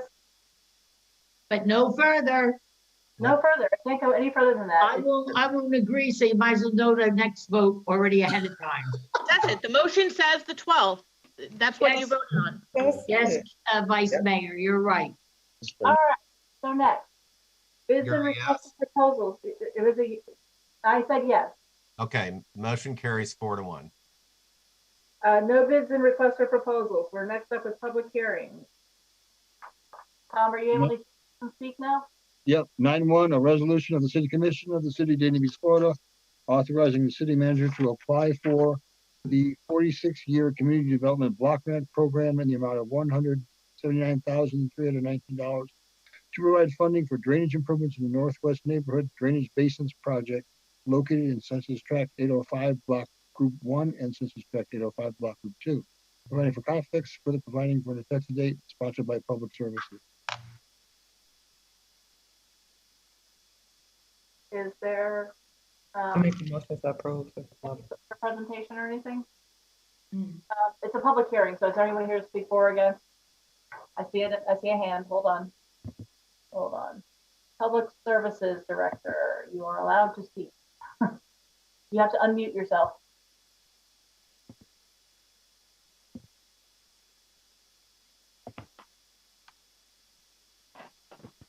I can't seem to get him unmuted. There we go. Yep. Hello. Good evening. Hello. This item, this is actually the second hearing. The first public meeting was on March 17th. Who is it? Fernando. Fernando Rodriguez, Public Services Director. I'm sorry. Good evening, everyone. This item is to apply for a year 46 CDBG block grant to provide planning and design work for the Northwest section, 2 blocks within the section that qualify for CDBG funding. It is not for construction, it is for planning and design because there are drainage issues in those areas. And this, we held a public hearing back on March 17th. This is the second and final one. And it is simply to approve the resolution to apply for the grant. The amount is $179,000. $179,319 is the amount of the grant. Okay, again, this is a public hearing. Is there anybody here to speak for or against? Seeing no one, is there a motion? I'll make a motion to approve. I'll second it. Please call the roll. Sorry, I'm having trouble finding my mute button. This motion to approve the resolution. Commissioner Brandemart, Yes. Commissioner Harris, Yes. Commissioner James, Yes. Vice Mayor Odman, Yes. Mayor Llewellyn. Yes. Motion carries 5-0. 9-2, ordinance of the City Commission of the City of Dania Beach, Florida, amending Chapter 4 alcoholic beverages of the city's Code of Ordinances by amending Article 2 Operation Regulations, Section 4-18, hours of sale, modifying the hours of package sales for alcoholic beverages for off-site consumption, which sales are conducted at a retail grocery store use with a minimum 27,500 square feet. Running for severability, running for conflicts, further providing for an effective date. Second reading of this ordinance, sponsored by Community Development. Good evening. Hi. Hi. So this is second reading of the text amendment for alcohol sales. The first reading was heard on March 10th, and this is to allow alcohol sales from 7 a.m. till noon for grocery stores, where previously we allowed the liquor stores associated with grocery stores to sell during those hours and not the grocery stores themselves if they were freestanding. So this amendment would address that.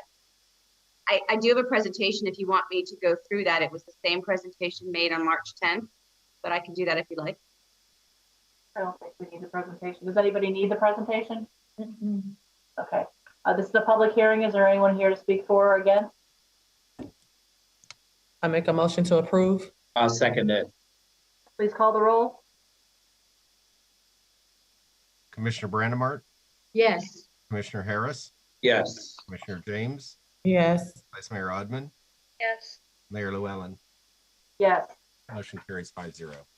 9.3, an ordinance of the City Commission of the City of Dania Beach, Florida, approving the request made by Rod A. Finer, Esquire, on behalf of 2750 Griffin Holdings LLC, amend Chapter 28 Land Development Code of the City's Code of Ordinances by amending Part 1 Use Regulations, Article 105 Use Regulations for Residential and Open Space Zoning Districts, Section 105-20, List of Residential and Open Space Districts, Permitted, Special Exception, and Prohibited Uses, and Section 105-220, PRD District Supplemental Regulations, amending Part 2 Site Development Regulations, Article 205, Tabular Summary of Site Development Standards for all zoning districts, Section 205-10B, PRD1 and multiple family districts, providing for severability, providing for conflicts, further providing for an effective date.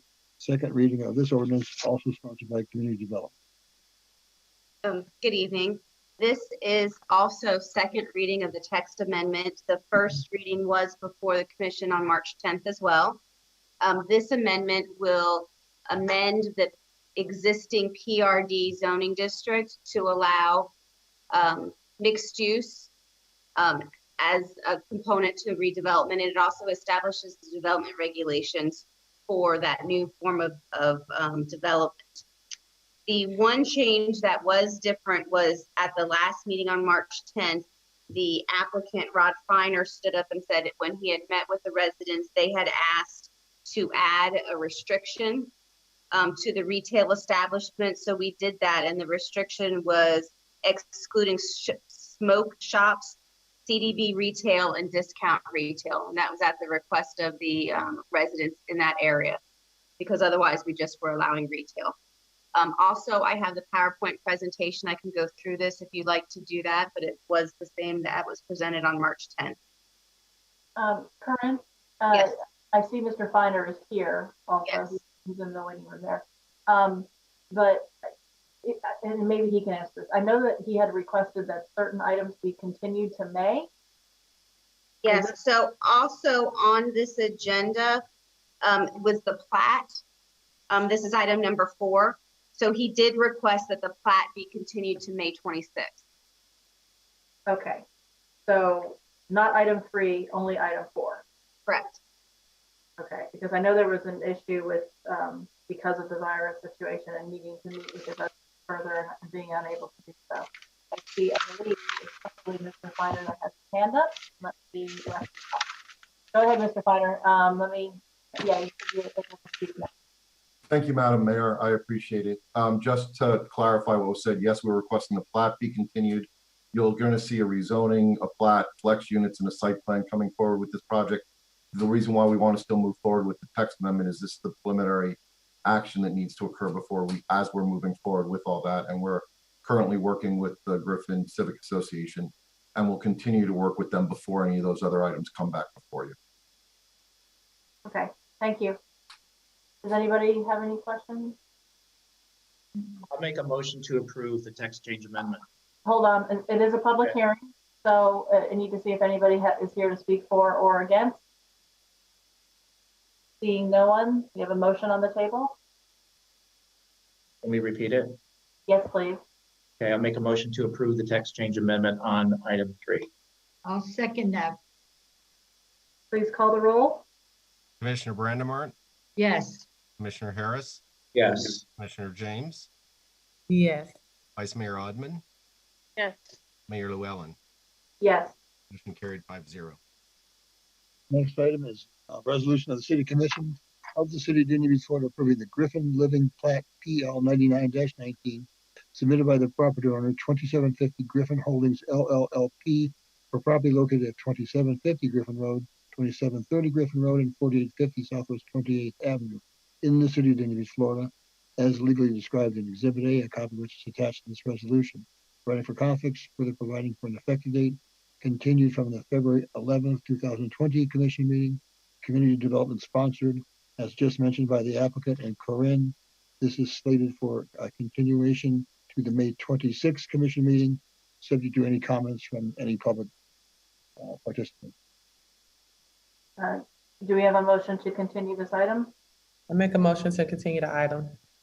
Second. Just before we vote, I just want to make sure that there isn't anybody in the audience that has any comment, because it is a public hearing and it was on the agenda. Okay, no one to speak for or against? To May 26th. And so it'll be continued to May 26th. Go ahead and call the roll. Commissioner Brandimart, Yes. Commissioner Harris, Yes. Commissioner James, Yes. Vice Mayor Odman, Yes. sorry, Mayor Llewellyn. Yes. Motion carried 5-0. 9.5, an ordinance of the City Commission of the City of Dania Beach, Florida, approving the request made by 2900 Southwest 45th Street, Dania Beach, LLC, for rezoning RZ 10319 and flexibility units allocation OT 16419 for properties generally located at 2900 Southwest 45th Street in the City of Dania Beach, Florida, as legally described in Exhibit A, a copy of which is attached to this ordinance, changing the current zoning classification of the properties from single-family 6,000 residential district, RS 6,000, to planned residential development district, PRD-1, subject to certain restrictions, providing for conflicts, providing for severability, and further providing for an effective date. First reading of this ordinance, sponsored by Community Development, proposed to be continued to May 12th, commission meeting.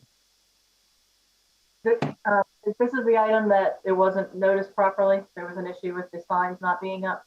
It was noticed properly, but Mr. Sinilowski came back to you and he had missed the meeting. You were gracious enough to give him a chance to come back with this application. Right, but I think there's also been an issue since then when this was supposed to be on the agenda tonight and there was a problem with the sign not being on the property either. I think they stopped advertising midway through the process because they knew that they were going to request the continuance. But yes, everything was not properly advertised for tonight, but some of the advertisement did go out. So we left it on and just thought we'd continue it. And we're going to do all the advertisements over again for the 12th. Okay, so this is, okay. Is there anybody in the audience that's here to speak for or against since this is already on the agenda? I don't see anybody. Okay, do we have a motion to continue this? I'll make a motion to continue. To 512? I have a question before we vote about this. Yeah, I didn't see your hand raised. Okay. No, I didn't. Just forgot. Sorry. So would this be considered the quasi judicial, one of those type of item? Yes. Yes, are we confident that we are going to have the process seamless for this once it comes back? Because I know that this one specifically was a little controversial. We expect to have this with a process. We're going to have a test process before we come back for May 12th. But we have 3 applications that are quasi judicial, and we will work to make sure they go as seamless as they possibly can. Okay, is there going to be a way? Is there a way that we can at least send that process to the residents that came to the first meeting so they could be knowledgeable about it or informed about it? Is there a way that we could just send out a notice to them, or?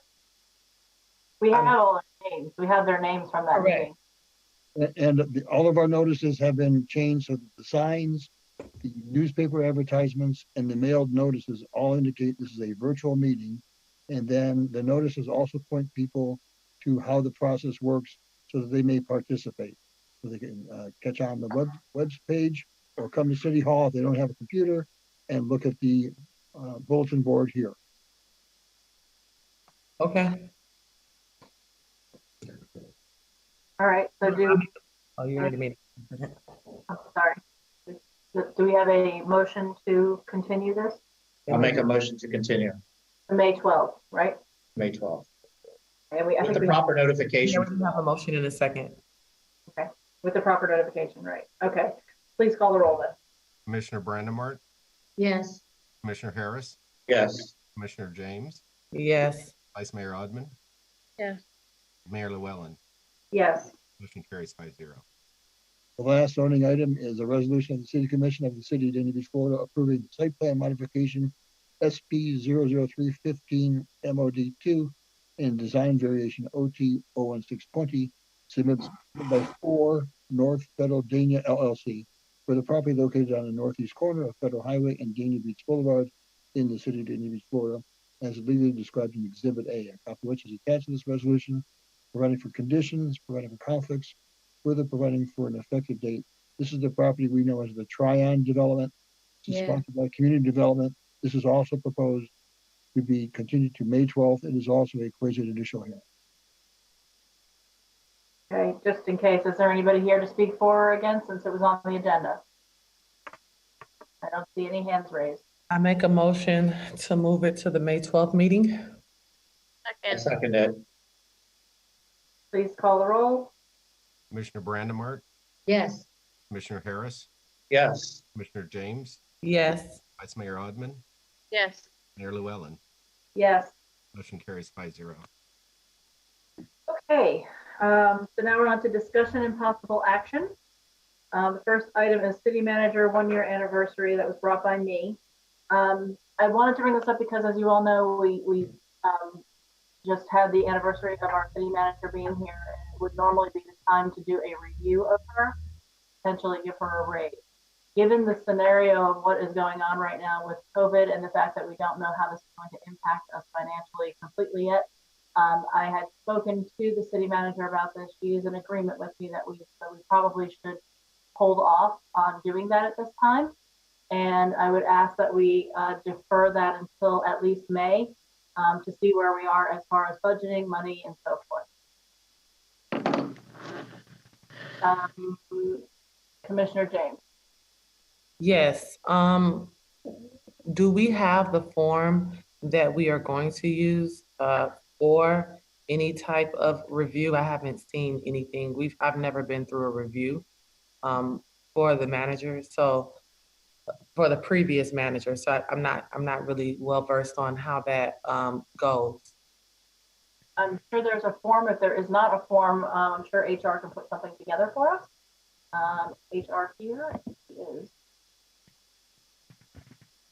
There she is, Human Resources, Linda Gonzalez. Linda, can you hear us? We need to unmute you. Hi, this is Linda. Can you hear me? Yes.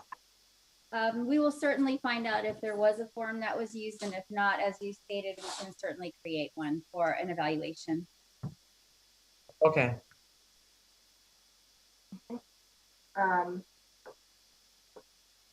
Do we have any other comments, questions? Or do we agree?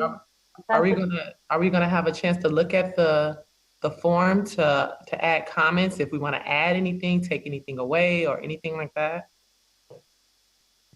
Well, there was a form that was supposed to be used for the CRA director, if I'm not mistaken, when that came up. So I think that there is a form out there. Okay, so we'll use the same form. I think it's okay if we take a look at it if we have any questions. If Linda can email it to us, and then we can take a look at it. If there's something that needs to be changed, that's fine. But I would think that if it was sufficient for that purpose, it's sufficient for this. That's fine. I didn't pay attention to us doing it because everyone didn't do it. Okay. All right. So are we in agreement that we will postpone this until May sometime? I don't know. Do we have to, Vice Mayor? Are we doing it at the next meeting, at the May 5th meeting? Or do you want to wait till the meeting after that? I think we should wait till the meeting after that because I think we need to address the budget issues and see how we're going to be impacted here. Okay. I just, when we make these motions, I like to have a specific date if possible. So then we would be deferring it until the May 21st meeting. Is that correct? 26. May 26th.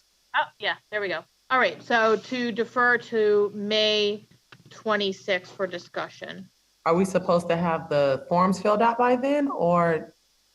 That would be ideal, unless, I mean, Okay. we can, when we come back to the next meeting, we can see where we are. Perhaps we'll have a little more, and we may have more information tonight about budget, but I don't think it's going to be complete just yet.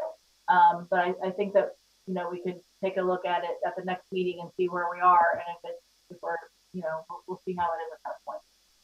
Okay. Okay. All right. So we will hold off on that. Okay. Next item is budgeting concerns. This again is me. I brought up the same item on the agenda in the CRA. I know that that finance and the city manager have been talking about our upcoming budget and the impact of COVID-19. And I just kind of was hoping that we could kind of share some of that information with everybody, as far as where we stand, where we are with reserves, where we are with hurricane season is coming as well, where we are with expenses versus revenues. If there's any information that you can provide us so that we can get a sense of what we're looking at as to how much we're losing in revenues, how much we are not spending in expenses. So yes, the finance director is ready to give you a full presentation at the first meeting in May. We can tell you that last year, since it was my first year as your manager and it wasn't my budget that I prepared, we were extremely conservative in regards to the expenditures. So we did finish last year considerably in the black. So there's carryover from last fiscal year.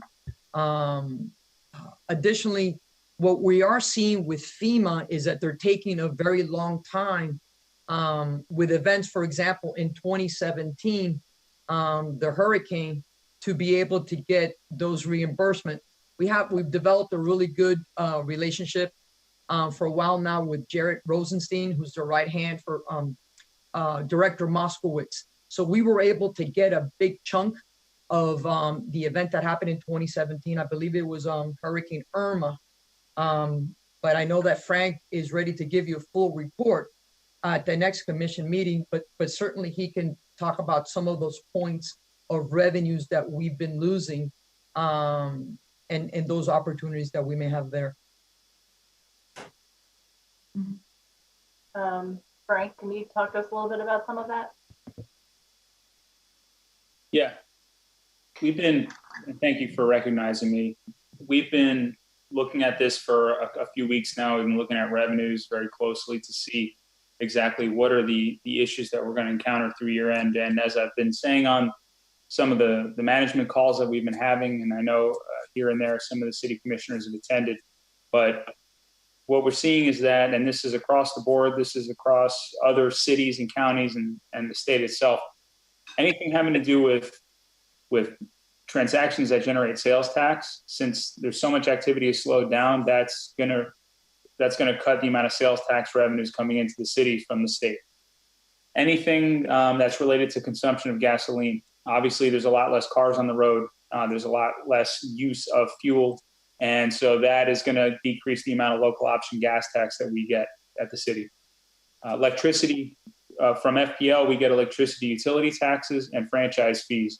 We already know that consumption is going to be decreasing because of the fact that businesses are closed, many of the government facilities are closed, so there's a decreased consumption of electricity. And the same thing goes for water. We get utility taxes from our water utilities and our customers in the city. And we've already seen through the billings that were done in the beginning of April a few weeks ago that our own consumption within the city of Dania Beach with our utility system is already down about 15%. And that's just based on the actual billings. And that was only from a portion of the month of March where the closures really started to take effect. So we're looking forward to April to see really what our impact is going to be with a full month of closure when we do the billing the next week or so. And we anticipate it to be even a larger decline than we had in the last billing cycle. And we also know that that the half-cent sales tax that I said, the state revenue sharing from the state of Florida we also get is based on both motor fuel tax and sales tax. So we know we're going to see a decline in that. Our interest earnings are going to be down because they cut interest rates down to zero, and since we invest in conservative fixed income, then we're also going to see a decline on our investment returns. So we know we've already done some projections, and what we're looking at is up to $1.5 million out of the general fund of revenues that we had hoped to receive this fiscal year versus what we think we're going to probably receive as a result of the current situation. The sooner things come back to normal, the sooner we will resume receiving revenues in their budgeted capacity, hopefully. But the issue is, how long is it going to take for consumer activity to ramp up again? From what we see from other states and areas that are starting to reopen, even the restaurants and everybody, they're opening in a really slow phased approach where they're not allowing full occupancy. So even once businesses do start to reopen, it's not going to be just packed house, every table taken, movie theaters fully packed. It's just not going to happen for quite a while.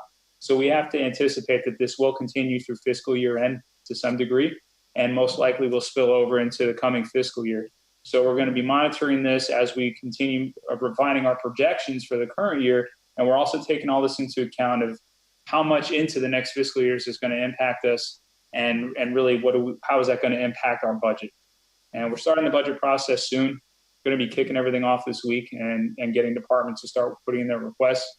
We've already done some of the revenue analysis. We just haven't really taken into account the effects of COVID on next year's budget yet. We're just trying to see what kind of numbers we can project out for this year with really good confidence, and then we can better shape our estimates for next year. As far as the rest of the funds are concerned, in the building permit fund, we expect a decline in permit fees. We're trying to be cautious about that, but optimistic at the same time. And community development reported today that they're having high numbers of inspections, even with what's going on. So that's a good thing. So we hope that will continue, and that and again, as this starts to get lifted and activity starts to resume again, I know a lot of contractors are ready to do projects. It's just a matter of, will the economy support it, and will they move forward with their plans? So, but we're still projecting maybe a 20% loss on revenues in the building permit fund through the rest of this fiscal year. As I mentioned, water and sewer utility, we're going to see an issue because of decreased consumption, and our pier is obviously closed and not collecting any revenues right now. Our beach is closed, so we're not getting any parking revenues, or we're not getting any parking fine revenues. So we're definitely seeing across the board a huge decrease in activity, which is leading to decreased revenues. So what we expect is that every director is going to look at their budgets for the remainder of this year and look at things that are really essential to operation versus things that maybe we can defer to a later point, or that we can maybe lower the cost somehow or scale down plans and still get what they need in order to operate properly. And the same thing goes for next fiscal year. Because of the situation we're in now, yes, we know that directors will need to request things for their operations. Some of them are things that absolutely have to be done. Some of the things that we'd like to be able to do, maybe wish list and want items that perhaps can be scaled down, reduced, or deferred to a later point. But we want to see full requests from each department, because we need to see exactly what they indicate needs to be done in the city. We don't want to leave things off the table just for the sake of money, but we'd like to see requests come in to address all issues that need to be addressed, and then we can prioritize things as we move through the budget process. Thank you, Frank. James? Yes, thank you. Frank, I have a question, maybe it's a few questions. In regards to the budget, I know that, am I echoing to you all? Yeah, it's staticky. I don't know what's going on. It's very staticky though. You muted me. I'm muted. I can't hear you. I can hear you. Okay. Anyway, you said that utilities or water and sewer, something like that, was down 15%. My question is, where does our revenue stand today? All of them stand to have a 15% decrease right now? And what does that look like with numbers versus the percentage? Well, when I said a 15%, I was referring to just that billing for April versus April, mm-hmm. which was around the same number of days in the billing cycle. So it really is apples to apples. So we already saw about $160,000 decline in revenue just in one billing cycle. So, okay. So now when we look out to year end, we're expecting somewhere around $500,000 in the water fund and $500,000 in the sewer fund due to the decreased consumption. Okay, is there a possibility, or how confident, I guess, are you know, is it that difficult? How confident are you that we may or may not be able to bounce back with the governor opening up some of Florida? Do you think that 2 months or 3 months at most of a certain decline in revenue or a certain loss in revenue, do you think that we could recoup some of those things for the rest of the year?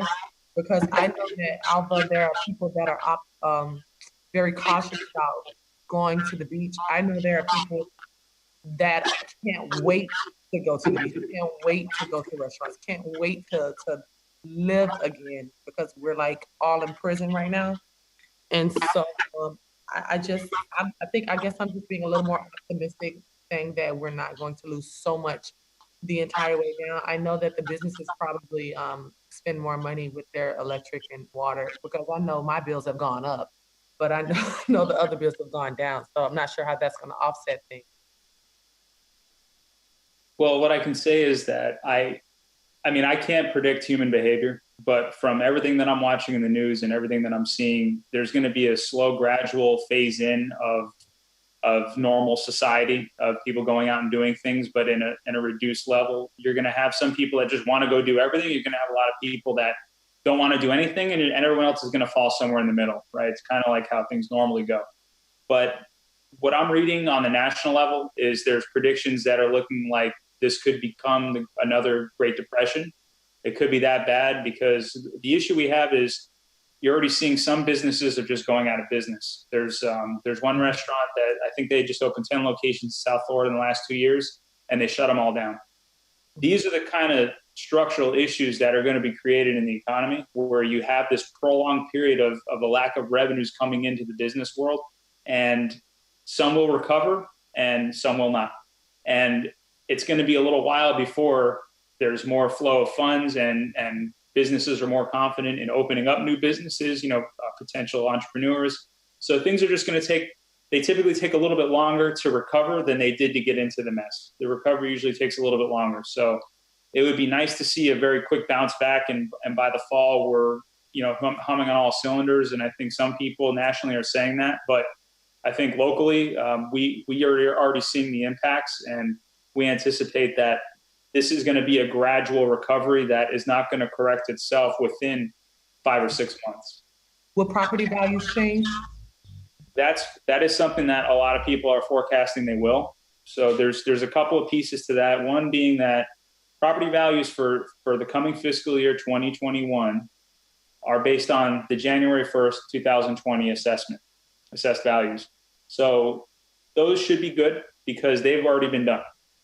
Now we'll get the money later, but the valuation was performed before this crisis.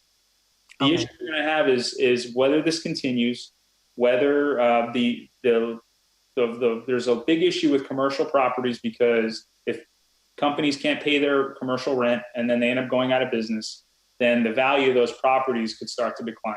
It's not just that, hey, it's a building and it has this value because it's got all this concrete and glass and fixtures. A part of the valuation process is based on the rents that they collect, and that can increase or decrease their value. So if they're largely unoccupied, and we see a lot of this across the business property, then that could have a pretty significant impact on the real estate values.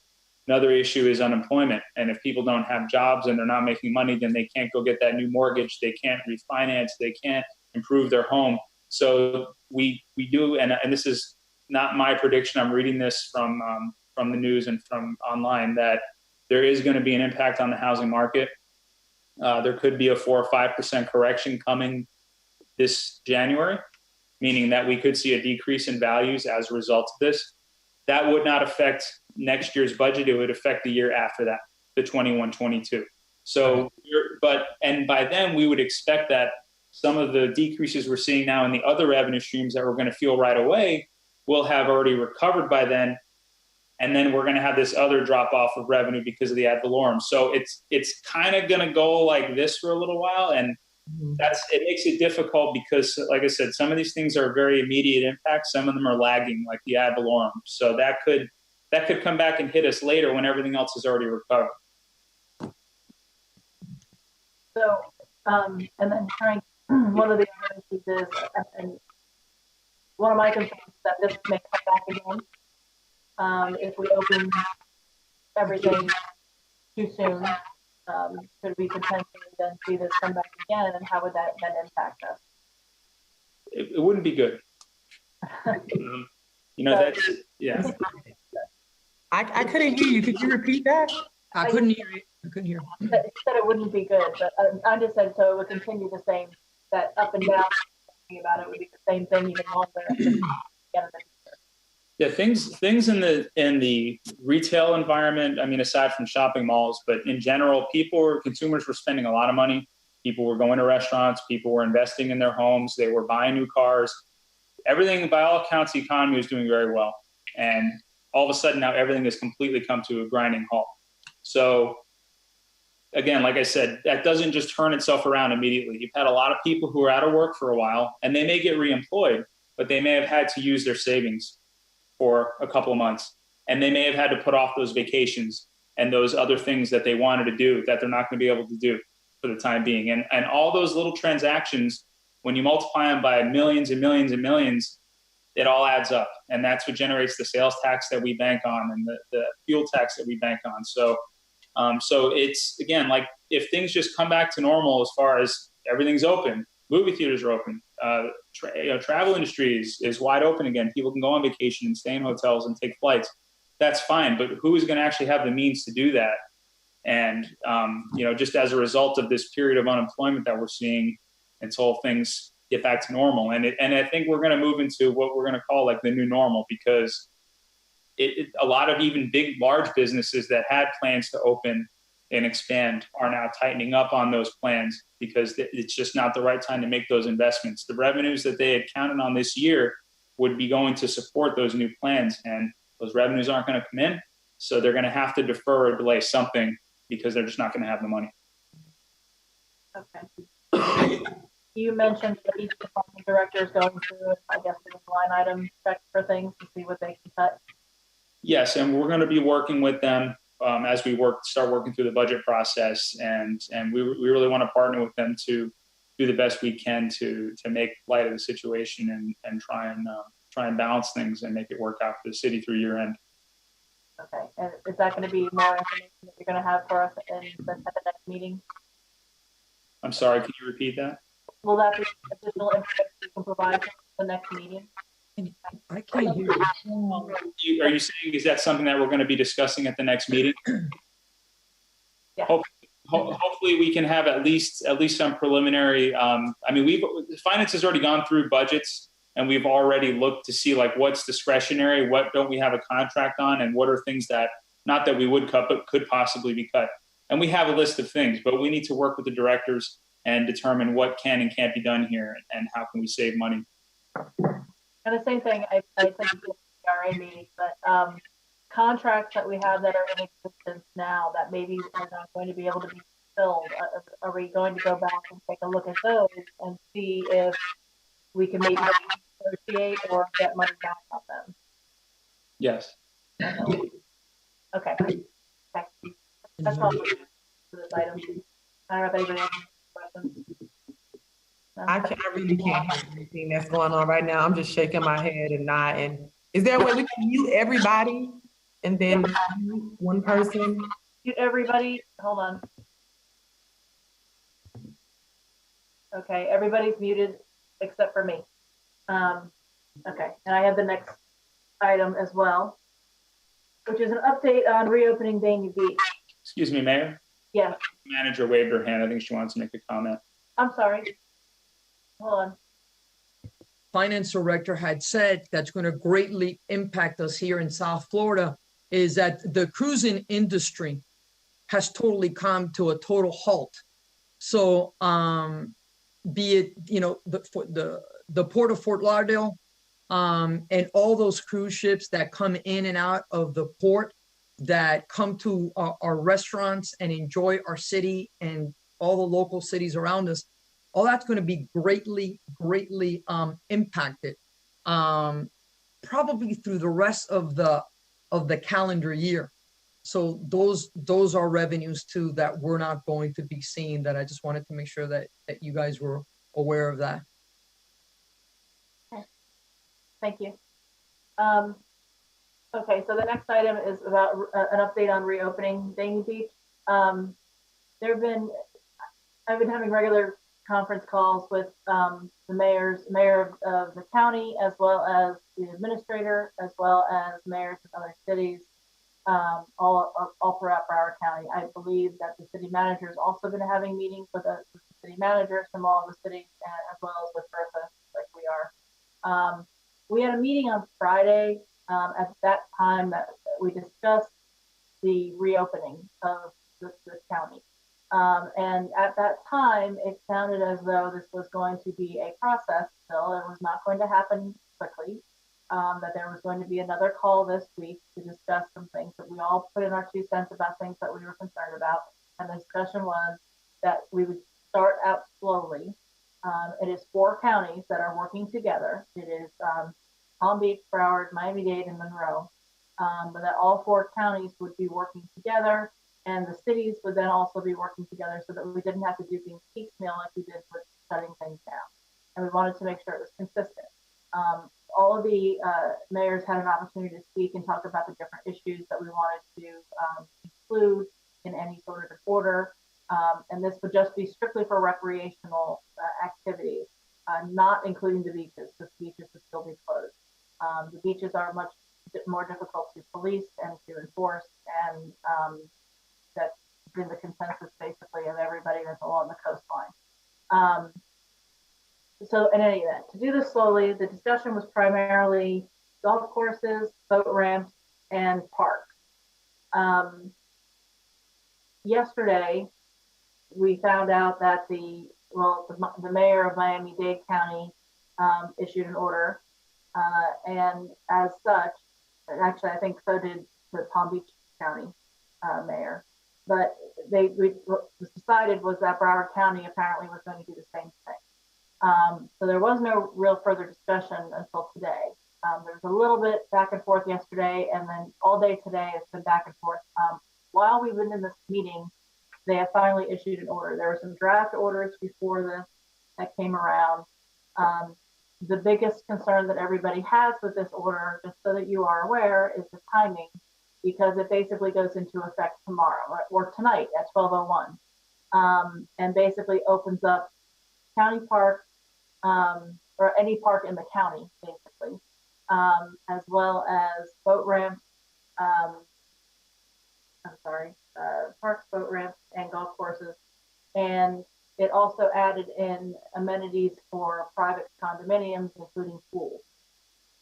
I know I've been getting a lot of phone calls about the pools. The ones that I'm primarily getting are about pools and about the beach. I'm sure that you all are receiving the same sort of calls. The problem is, well, there's a couple of things. First of all, the timing, as I said. There are a number of things that were specifically requested by mayors from every city, basically, that are not included in this order, or are not included in a way that everybody thought they were going to be. So there's some concerns. I've been trying to read it on my phone, but I did send it to legal. I also sent it to city manager. Tom, do you want to talk about what it says? Before I get to that, I see our vice mayor has her hand up. Vice mayor, say something that you wanted to add? You did. Oh, I just unmuted. No, it's fine. I'll wait till Tom speaks. I mean, I want us to have a good discussion and make up our minds of what we're going to do about this. But I too read the order while we were having the meeting. So for those who did not read the order, let's have Tom give the Cliff Notes version and catch everyone up. Thank you. Go ahead. Okay. Excuse me. As the mayor points out, parks in Broward County is the phrase used. So that presumably addresses our parks. The opening of such parks are governed by the city in which they are located, but if they're open, they have to meet the minimum requirements which are specified in the order. So they would be only used for passive use, such as walking, hiking, biking, jogging, personal boat launching, mountain biking, disc golf, whatever that is, fishing, and horseback riding as applicable. Conducting any activities that deviate from the guidelines is strictly prohibited. Parks may remain closed to public access as determined by the owner or operator of the park. Tennis facilities, basketball courts, and similar recreational facilities not located in the parks in Broward may open as determined by owner or operator. So that sounds to us like we can control what we want to do. Again, for example, for basketball, they do mention in an attachment to the order that if it's a basketball use, it's like games that are like the game horse. It can only be one person at a time. There can't be teams playing on the court. I'll go back to that in a second. Boating and marine activities, that deals with the opening of boat launches. There's strict guidelines, requirements rather, as to how that would operate. I know the police are prepared to deal with that at the different boat launches, as one boat at a time, that kind of thing. We can set the hours. Currently, if we don't set hours, the hours will be from 6 a.m. to 7 p.m. unless we set hours for, excuse me, for parks and boat launching. I think the one that is important to deal with is this thing about the pools, because those are the kind of. Can't hear you, Tom. Okay, let me try it again. For the pool developments in what they call housing developments, which includes multifamily housing developments, condos, condominium hotels, or single-family homeowner associations, all called housing development. The pool deck and pool are only to be used by current residents, meaning people cannot invite their relatives, friends, that kind of thing. 6-foot social distancing must be adhered to. The pool deck and the pool occupancy limited to no more than 50%. And either the use of the pool deck and pool have to be supervised by a sufficient number of employees or other persons designated by the housing development during the hours in which they are used to ensure compliance with this requirement. And employees or other designees of the housing development have to sanitize the facilities, pool chairs, railings, gates, tables, showers, and other equipment at the pool and pool deck with the phrase on a regular basis, which is a little broad. Or all furnishings can be removed from the pool deck. I know some city attorneys were asking that should be done. Just don't have them there, no tables, no chairs. People want to go in the pool, you go in the pool, but you do not linger and avoid the socialization that happens when you're around a pool. So you just swim. So that's an option for the housing development to do. We are concerned about this phrase. I just wrote with Eve and I, because we've been texting back and forth on it, of what a regular basis means. I think I would want to recommend to the commission that every time a person, if you allow the pool equipment to be there, the chairs and tables, every time a person leaves the chair or the table, that somebody from the condominium or the housing development cleans the item, just like they do in any place else that somebody uses something personal. So again, also basketball courts, tennis courts, other amenities like that in these housing developments are only for the exclusive use of residents, and provided again they use social distancing. Beaches remain closed, and that's pretty much the summary of what the order that just came out. And I had several concerns about this, as I'm sure you all do, in that one, the timing, and having it in effect as of 12:01. I will tell you that one of the concerns, the issue with the pools, it's going to be impossible for us to police that, I think. So I think it's going to be a situation where it's going to have to be policed by the individual communities and their property management. And that's going to be difficult. As far as the parks, I think for the most part, the parks are fine. The thing I will tell you that pretty much every mayor had a concern about basketball because it is such a physical sport and there's immediate contact with people. And again, if you're engaging in activities that are like exercise of any kind and you're not wearing masks, that's a whole other issue. So with that, I see hands up, so I'm going to go through. Vice Mayor? Okay, thank you so much, Mayor. So I think it's part of the concern also and again, I'm not sure who's been following this. Hollywood has decided to not open up for another week. So, we could, sit here and be suspect why they're not opening for a week, but that is what it is. For what I know, of our neighboring cities right now, it's just Hollywood and it's just for that week. Now, is there maybe a space for us in between Hollywood saying we're not opening anything and Broward's, what you just heard Broward is doing? I think there may be. I think there might be an opportunity there that's not going to have any kind of dramatic impact upon us, but is going to let the residents have a little bit more freedom, a little bit more space. The difference that statistically 6 days is going to make is probably not anything measurable. To have a little bit more freedom. It also allows us to gauge, most importantly, gauge the compliance. The truth is, we don't know how compliant everyone is going to be. We've all heard stories of Jacksonville. I still haven't been able to suss out what pictures are correct and what pictures are not correct. We've all heard all these different stories, but the truth is, we don't have a large body of previous data to tell us what this is going to look like. So perhaps if we found something that worked for us in Dania Beach that was in the middle and allowed some sort of baby stepping into this, we might be able to reap the benefits of being able to see for ourselves and for code to be able to report back and BSO to be able to report back and for our chief to be able to report back of how this is going. So we can know that moving forward, okay, well now next week when Hollywood comes on board, this is what it may look like. So there's room in the discussion, I think, more than just open or close. There might be more in there, and I'd like to investigate that. I see Commissioner. Yeah, I'm going to go.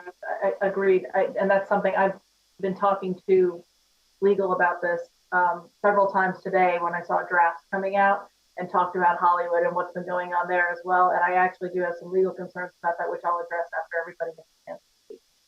Commissioner James. Yes. So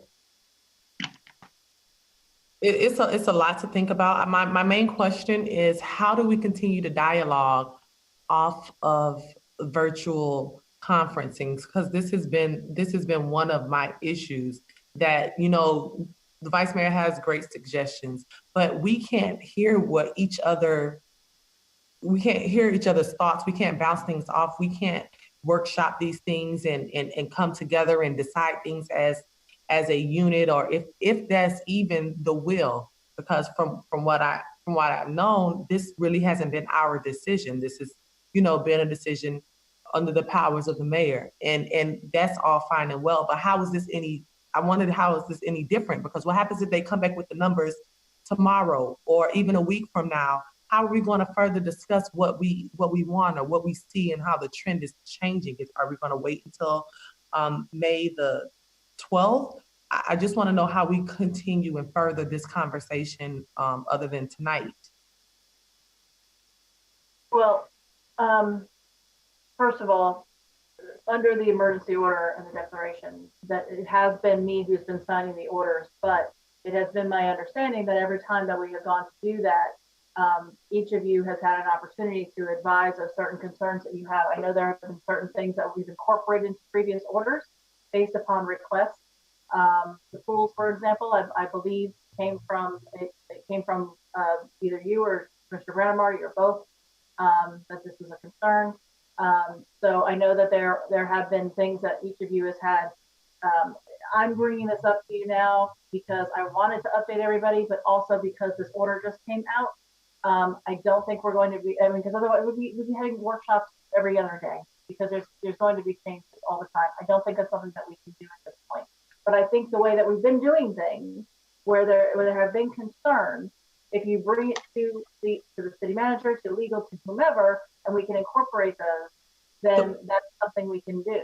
Well, I don't know the concerns of other people, and I don't know the dialogue of other people. So, for instance, the vice mayor is making some, pretty legit arguments and things that I want to investigate or know more about as well. The problem is if you all bring something to the attention of the manager or Tom or whoever it is, they don't come back and say, oh, okay, well, this is one of the concerns. What do you think about this? Or what do you think about that? So that's a little different than us just, if you want us to just, if the will of the board is just all of us just sending you your suggestions, then we won't really know about what happens after the numbers without a further conversation. So that's all I'm saying. Yes, when we all have had concerns, we have sent them in, but I've also wanted to be able to sit down. Maybe it's just a telephone call, to sit down and say, look, this is where we are, because these are important decisions that at the end of the day, we have to stand by as a total collective. So whatever decisions are being made,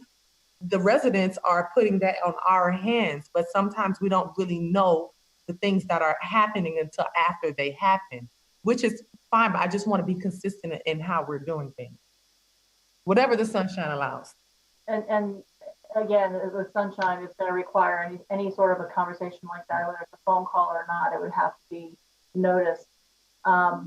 That becomes an issue. And like I said, I mean, if we did a meeting when we were shutting things down, every single time something came up, it would definitely be next to it. You don't have the time to notify people that we're having a meeting. And that's maybe the same. This whole thing came up literally yesterday when we were being told on Friday. The impression that I had on Friday, and I think Legal's had some conversations with other city attorneys, and I think Anna's had conversations with other city managers. The impression that I think we all had on Friday was that we were going to have another meeting, let the governor's order expire, which is one of my legal questions that I have for you, and then perhaps do an order on Friday that would be in effect the following week sometime, because I know one of the issues was nobody wanted to have this happen over a weekend, because when people aren't working, then they are out more, and the majority of people do work Monday through Friday. So that was one of the concerns, and not just a concern by me, but a concern throughout the county.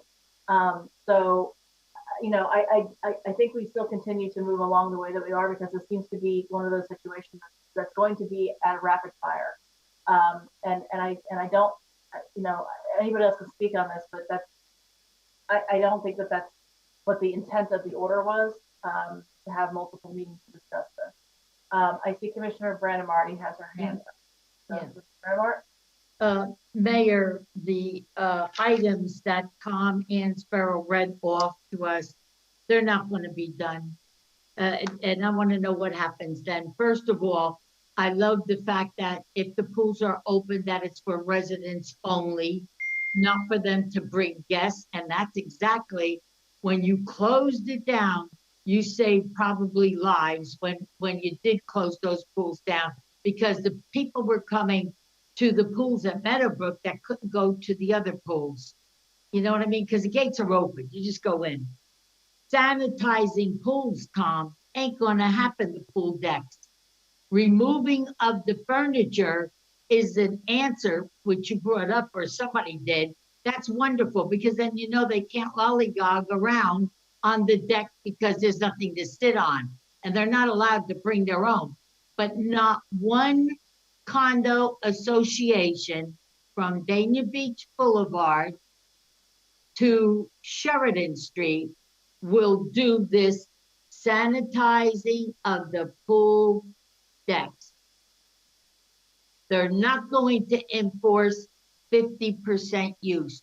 We don't own people like that in our condo associations.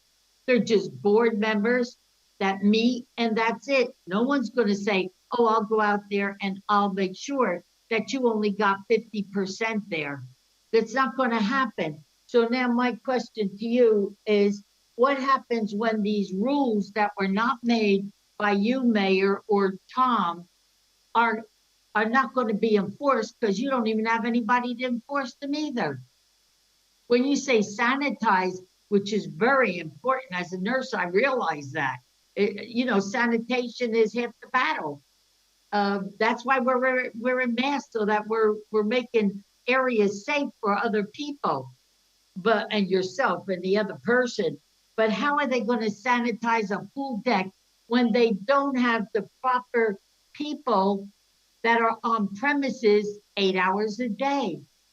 I like what Vice Mayor, believe it or not, Llewellyn said, that other people, let them, Odman said, I would rather somebody else be the guinea pig for the mistakes than us. Let's see what the other town does for that extra week before they open, is what I mean. Because we have more than 9, 10 pools from Sheridan to, and Bill, you know that, you know every pool we got there. You've been to all the clubhouses.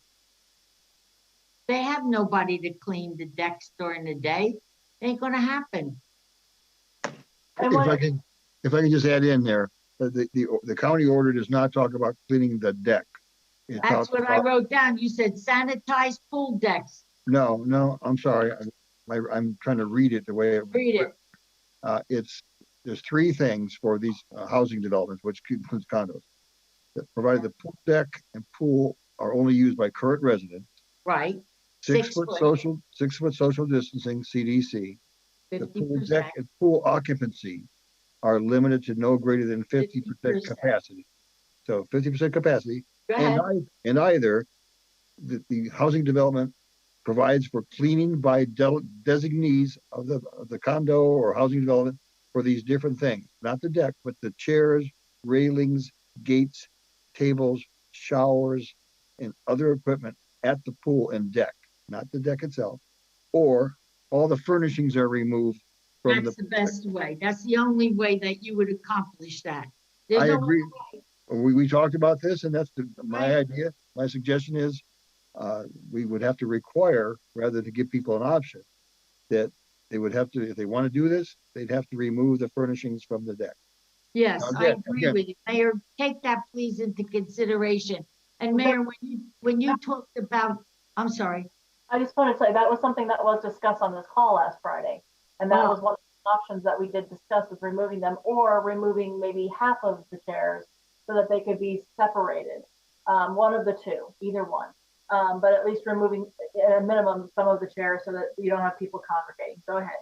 And also, Mayor, when you talked about the boat ramps, as you know, at IT Parker, we have community ramp and ramps that belong, I guess, to the boat place there. Would they be able to open both ramps starting tomorrow? Or would you prefer people wait for you to do your proclamations?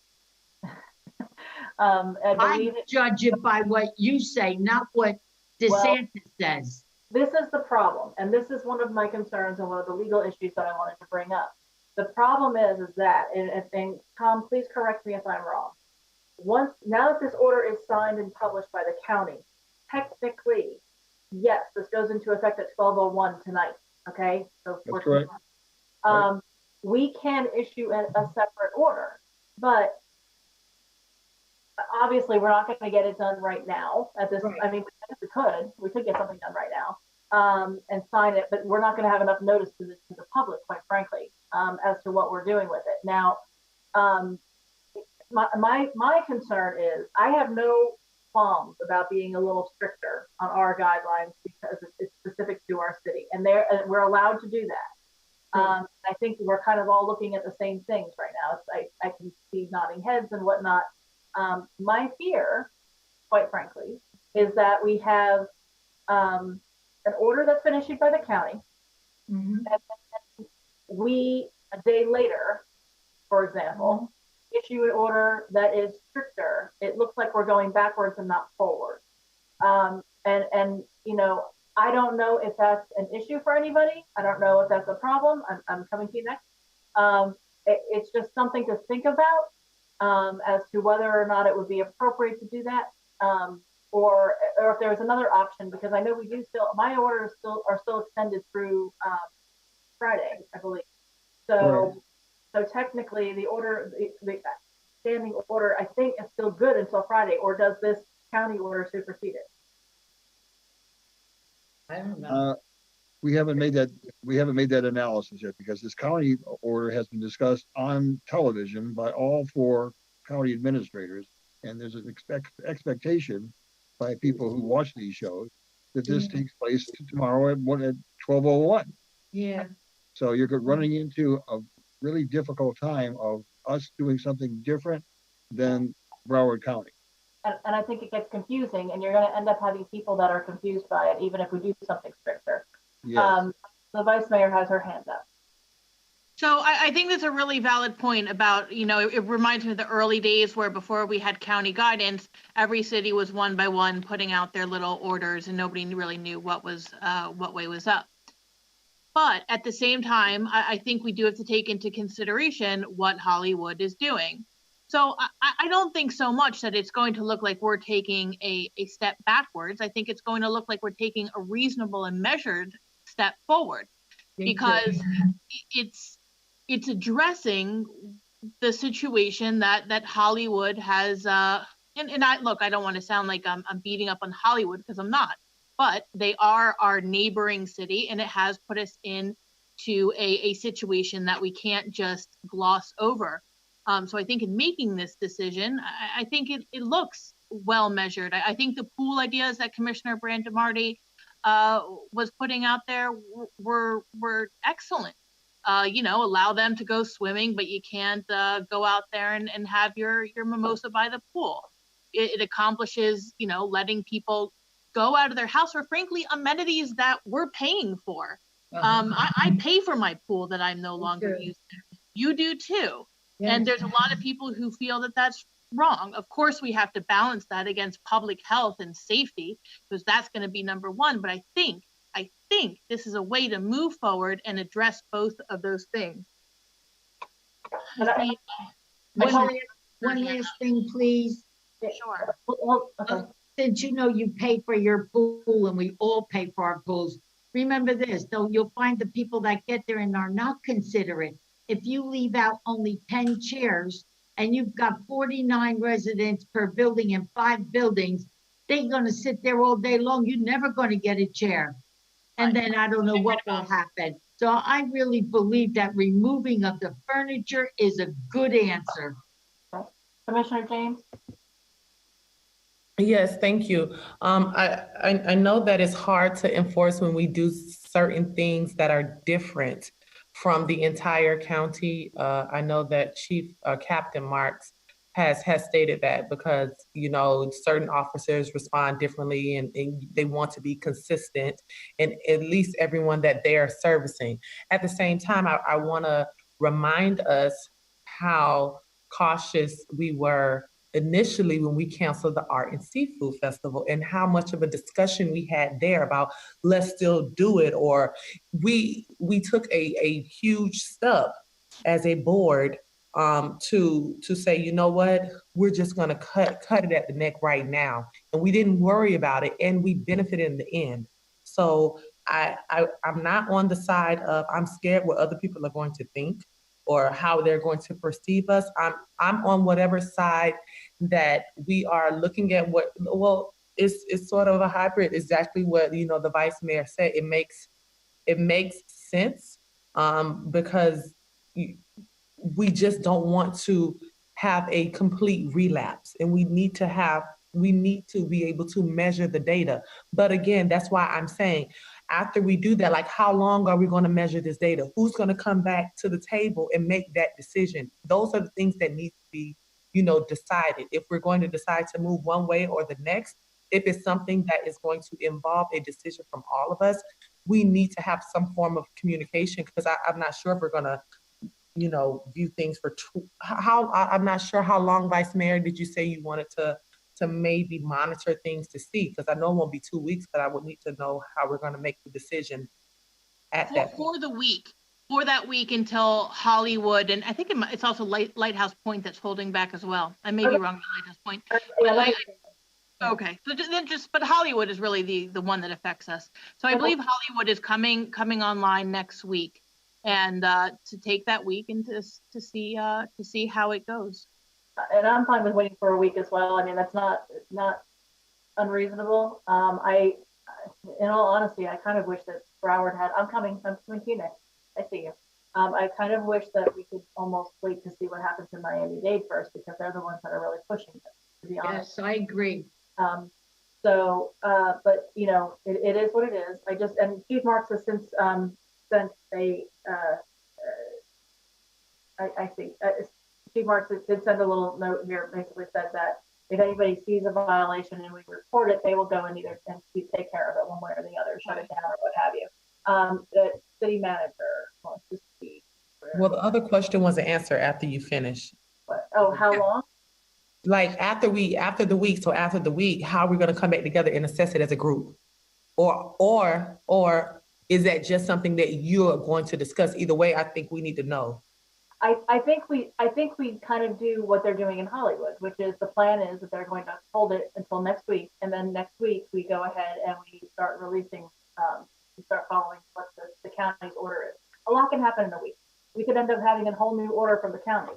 Right, so that's what I guess that's what I'm saying. When we look at and when we analyze the data, I mean, Vice Mayor says she's going to investigate. So when she does her investigation, how do we discuss the results to say yes or wait, we might need to hold back again? Like how May I answer that, Mayor? Yes, you may.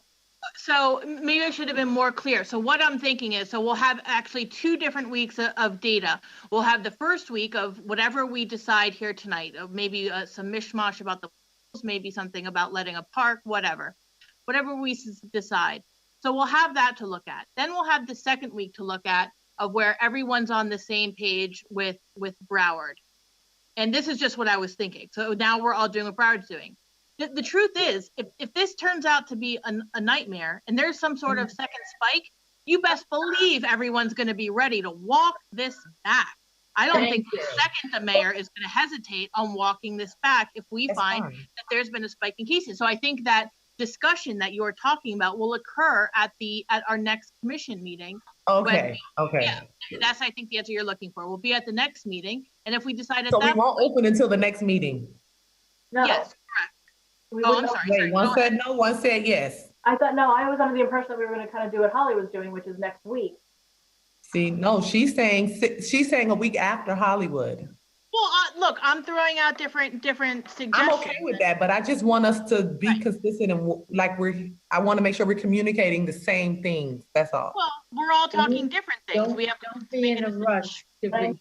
No, I don't. I'm not in a rush. Believe me. I'm okay with what the Vice Mayor is saying, and what the Vice Mayor is saying is a week after Hollywood. I need an opportunity to speak, and I know the city manager is killing herself up there wanting to speak as well. But I just something to think about, okay? Yes. We can do something tonight where we are sort of following what the county is doing without doing the entire thing the way that they want to do it.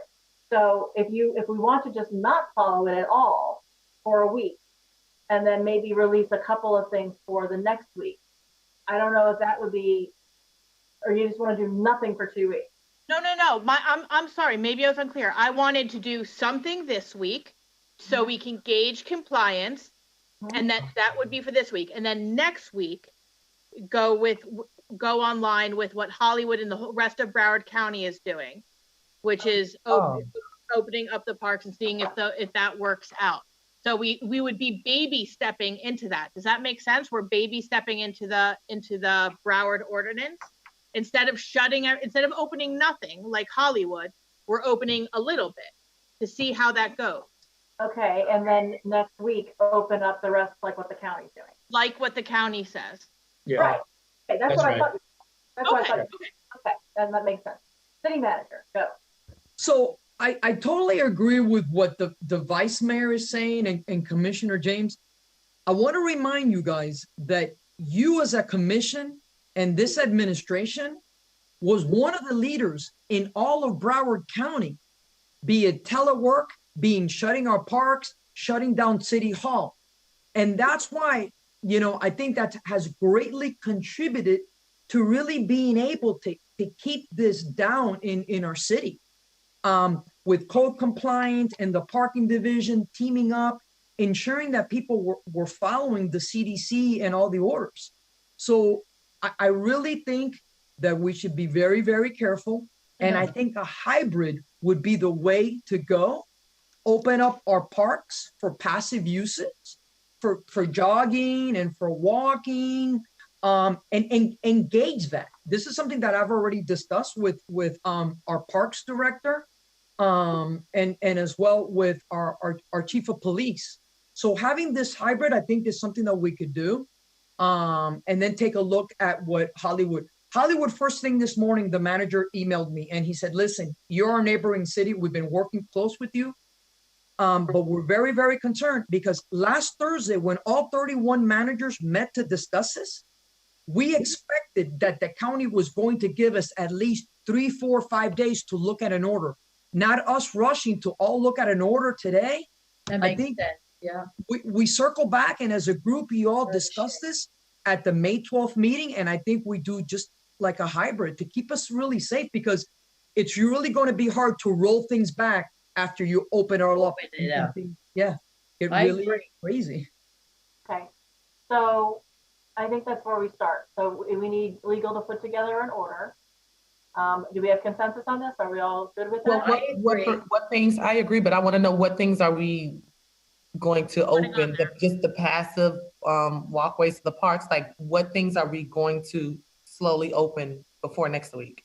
I think the discussion that we were having previously about this was passive use of parks, boat ramps, I think. Yes, thank you.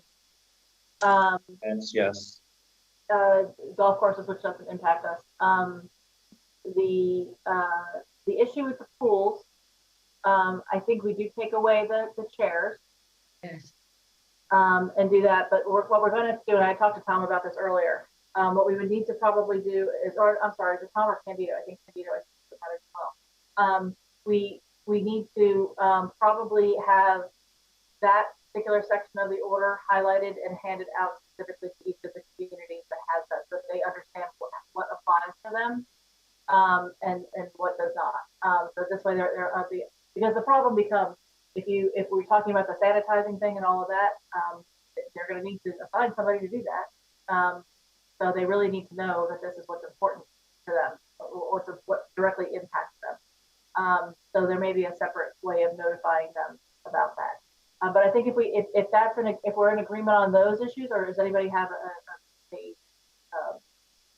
change to that? I have a clarification question. Sure. Is this including the playgrounds within the parks, all amenities in the parks, with the exception of the courts? The playgrounds or courts? Yeah, no courts, no playground. No courts, no playground. How about the boat ramps? Remember, besides Pompano, we have one of the busiest boat ramps in all of Broward. So I just wanted to toss that for you all. No, I think the boat ramp should be able to go out. I want to make sure we're nailing it correctly on the parks. So what would like Frost Park look like? The perimeter of the park would be open. Okay. So they would just be able to walk around that perimeter of the park. Yeah, the walking path. Okay. And the boat ramps, yes. Sorry to interrupt. And so for like CW, well, Eric is on the line, right? Is Eric here? Eric, yes. Oh wait, does he have his hand up? Hold Eric on. Brown. I see Eric has his hand up, and so does Eve. There you go. All right, let's get Eric to weigh in. I think Eric was the first one up. So go ahead, Eric Brown.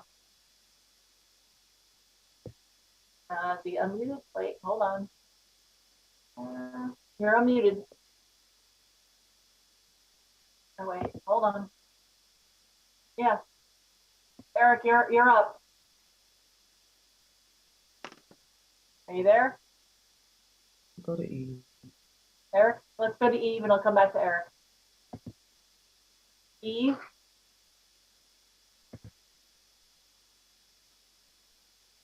Eve. Oh, yes, put her up there.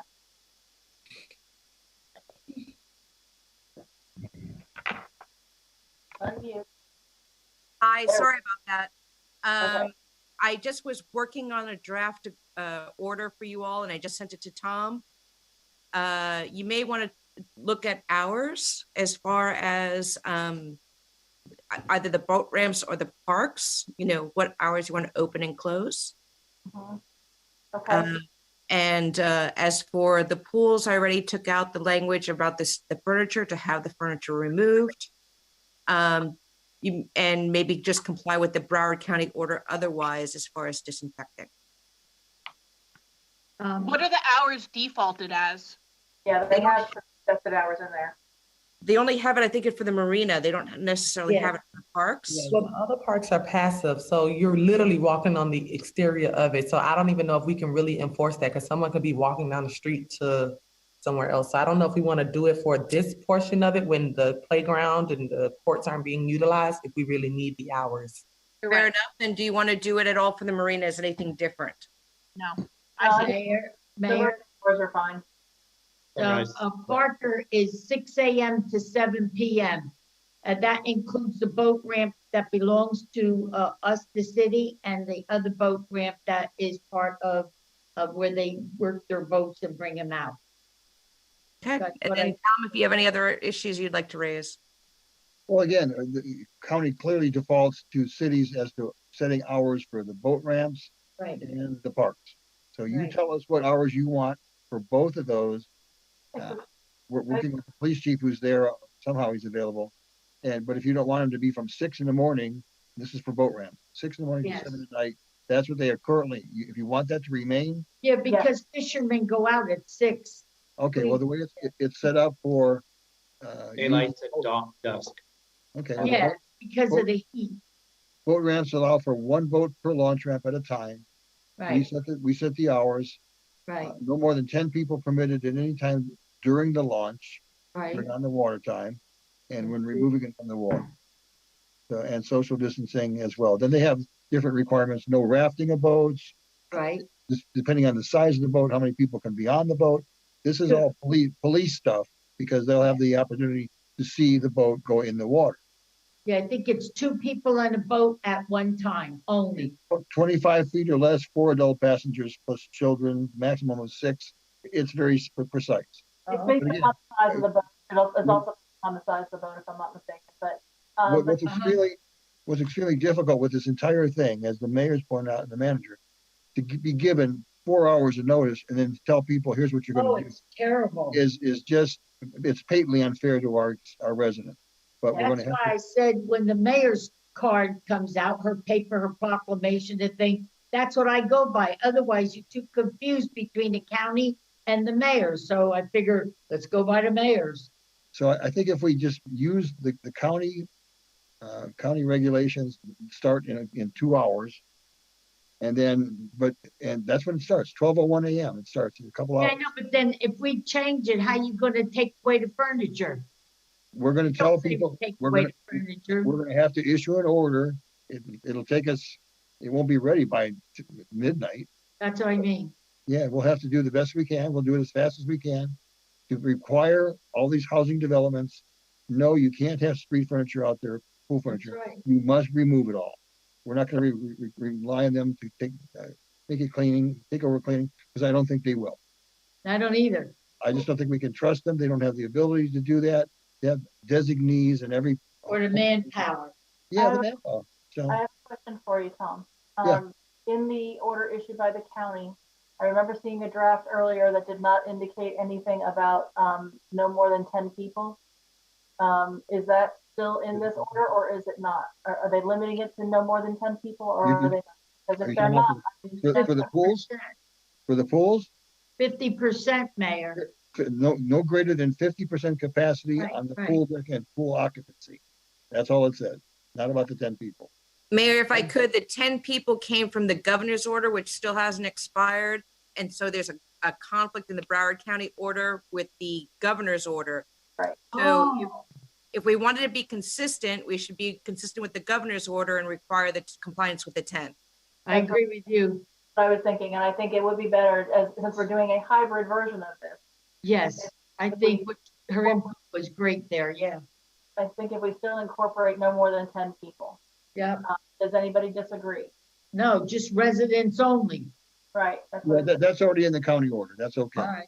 Well, I have my hand raised, but I have a different question that I've received twice this week, and I asked Tom earlier, so I guess I'm seeking an answer.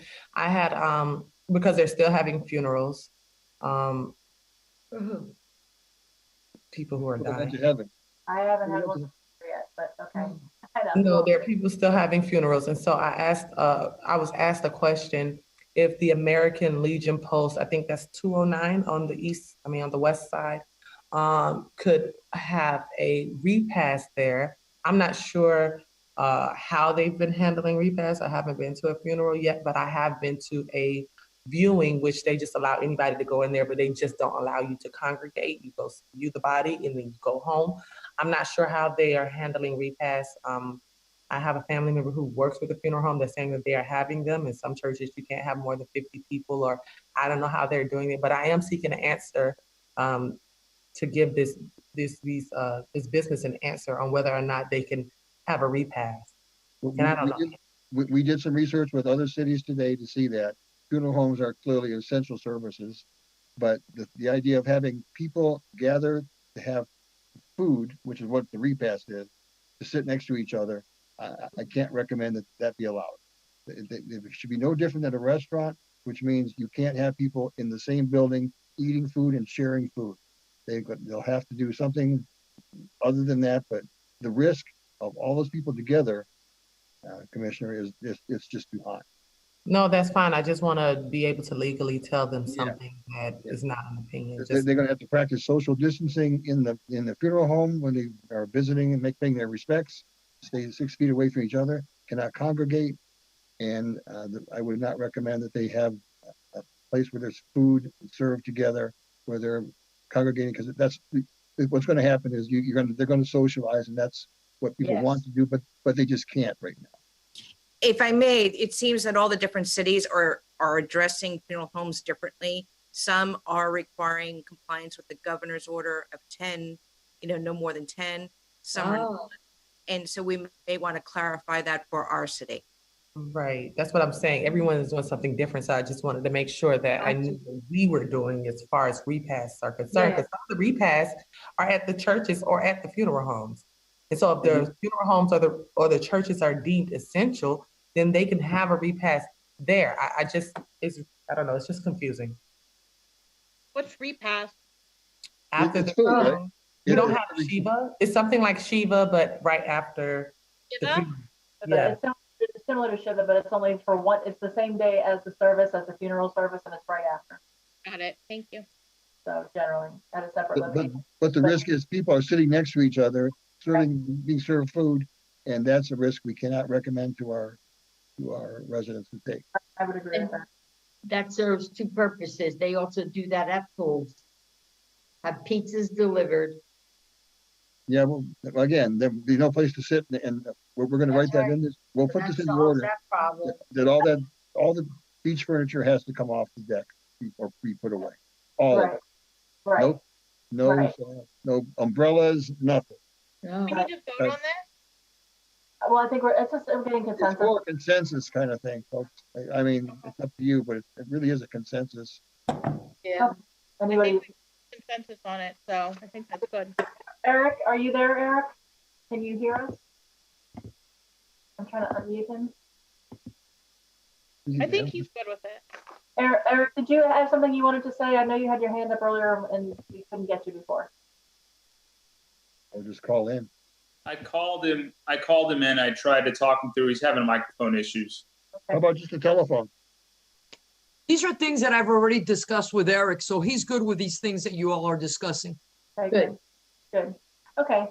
So that's really where we are at this point. I'm glad that we're in agreement. I think, whatever input you want to give. I will tell you, I've had a number of conversations with the pastors in town. The churches are pretty much, they're being smart about it. Most of them are, very few are actually having live services in the churches. The ones who are keeping people at a distance.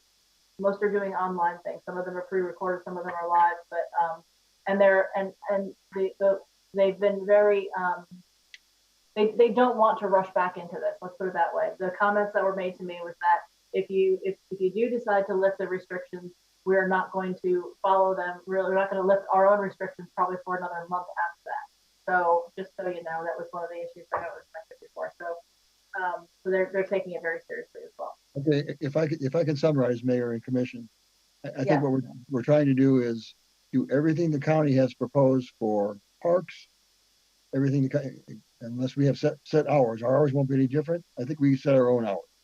The boat ramps will have 6 a.m. to 7 p.m. and then we'll follow the county boat ramp regulations. And then for the pools, we'll require they can do what the county says, but they must remove the equipment. And if that's the summary, people. Yeah, okay, we'll have no more than 10 people, maybe. Well, again, they say 50%. We can be more strict, and we'll say no more than 10 people in the pool. I presume, is that the idea? Yeah. I don't know how big. Well, I thought we had to go what the governor said, so that is 10 people, correct? Okay, we'll do that to be safe. But again, Mayor, if you want Eve and I to sit here tonight and draft it up so you sign it before you leave tonight, you tell me what you want to do. I can wait. If you all are willing to do it, I'm willing to wait. Eve and I have been taking proactive steps as the manager had requested. So we've drafted an order. It's ready to go. She's writing it up now. But Mayor, can you get this out yourself so that there's going to be no misunderstandings in all of the pool places?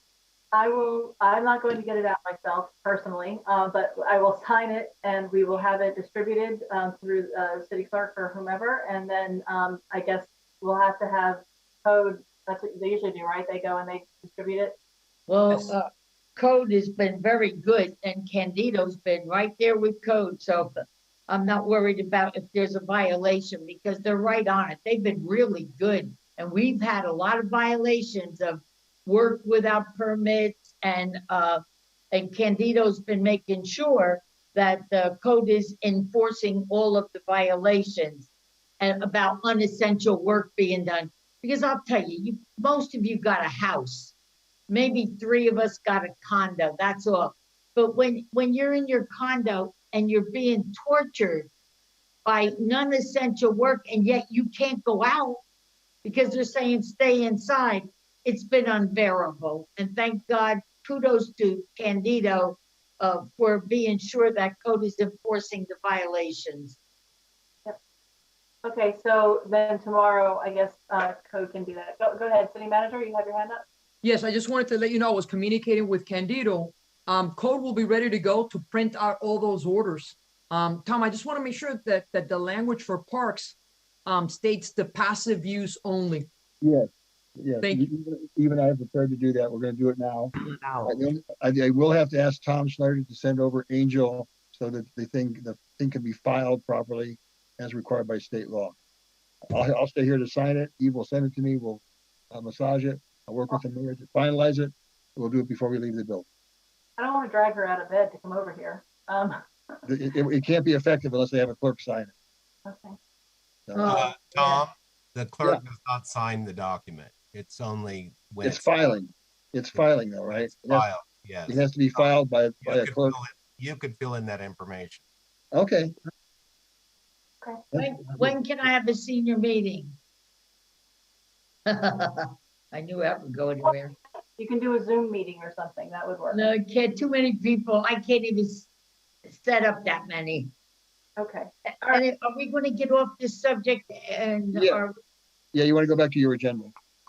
Okay. If you're ready. That's it for that section. Or next on to commission comments. Yeah. Commissioner Brandon Marty? Yeah, just a few, because I know you're going to end up changing things around from the county, what they do. Is there any way that we can possibly look into the helping like the restaurants? I know that they got all the food to go, but what is the status on the fact that, let's say you have outside seating? Is there any way that they can use just the outside seating, or what's going on with the restaurants? I know I'm being partial because my husband's been out of work and you know that, and there's an outside there and somebody starts moving, we're letting outside seatings begin, but I guess the answer is no. So I move on, I got nothing else.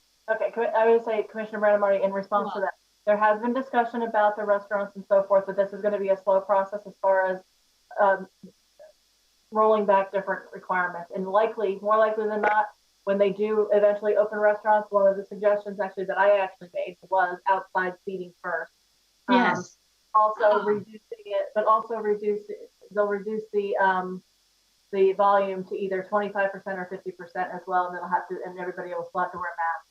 So anyway, that's I'm glad someone else was thinking of utilizing the outside seating, especially like Paulo. He has the hugest outside seating in back of his restaurant that's away from everybody. And he's not even allowed to let the people take their food out and then go and sit on one of those chairs. And he has a huge outside seating. And you know that, Mayor, right? So it's not even being utilized, and people can't sit there and eat the sandwich, the meal that they bought inside of Paulo's, right? Right. I know. And even, and thank you for also, what do you call that? Well, it escaped my mind what I was going to tell you, but he's good anyway. All right. Any Your other friend. Any other comments? Let me see. I just wanted to, oh yeah, hurricane preparedness. I don't know. You know, I'm worried because we got hurricane and we got this stupid virus, and and all the social distancing and all. I am concerned about the elevators and the masks. If anybody can help on that, at least let them wear it in the elevator. And if they can take it off, I don't even know if they're allowed to take it off. I wear mine outside. But hurricane preparedness, if we're not going to have that this year, can we at least like make up, maybe through the city manager, some type of a paper to give out for the people that have just moved here, say from up north, and really don't know about hurricane preparedness? And like we used to give out the battery flashlights and stuff like that. Can somebody try to get their heads together and think about what we could do without being in violation? We can certainly talk to the CRA about this. I'm talking to you about it. We could certainly put a document together that we can send out to the people, or be it through social media or through Code Red, we can get key information or direct people to where they can get all the information that they need to be prepared for hurricane. June 1st, city manager, June 1st. Yes, ma'am. Starts our hurricane season. All right, thank you. Okay. Commissioner Hara? Commissioner Hara? Getting back to what Commissioner Brandon Marty just said, maybe it's good that if we could do a Hurricane Expo in the circle out front of City Hall and pass out the literature and the flashlights or whatever. That's just an idea. A drive-through. But I just want to thank the rest of the commissioners for their forbearance and going through this very difficult time together, because it's been difficult for all of us. All of us have had some kind of loss in some kind of way, whether it be with a job or with a business.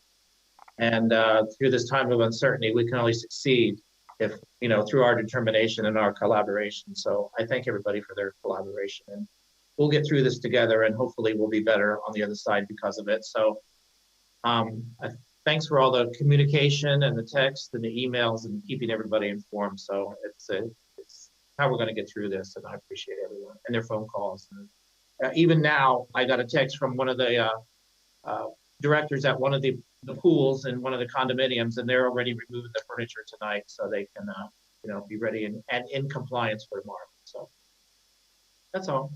Wow, that's great. Commissioner James? Yes, I would first like to thank the Tamara James Foundation for feeding for 400 residents so far during this time. We visited a few of the organizations here in Dania Beach, and we also went out to the estates of Fort Lauderdale. I wanted to make sure that we were servicing every part of the city. 105 of mine, thank you, I forgot. No, you're fine.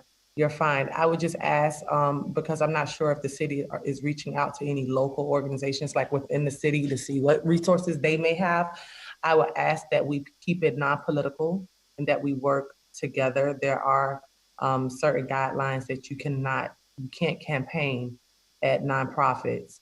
And so if we have anything to add, I just hope that it is appropriate and it doesn't bring divisiveness, it's togetherness moving forward from the incident.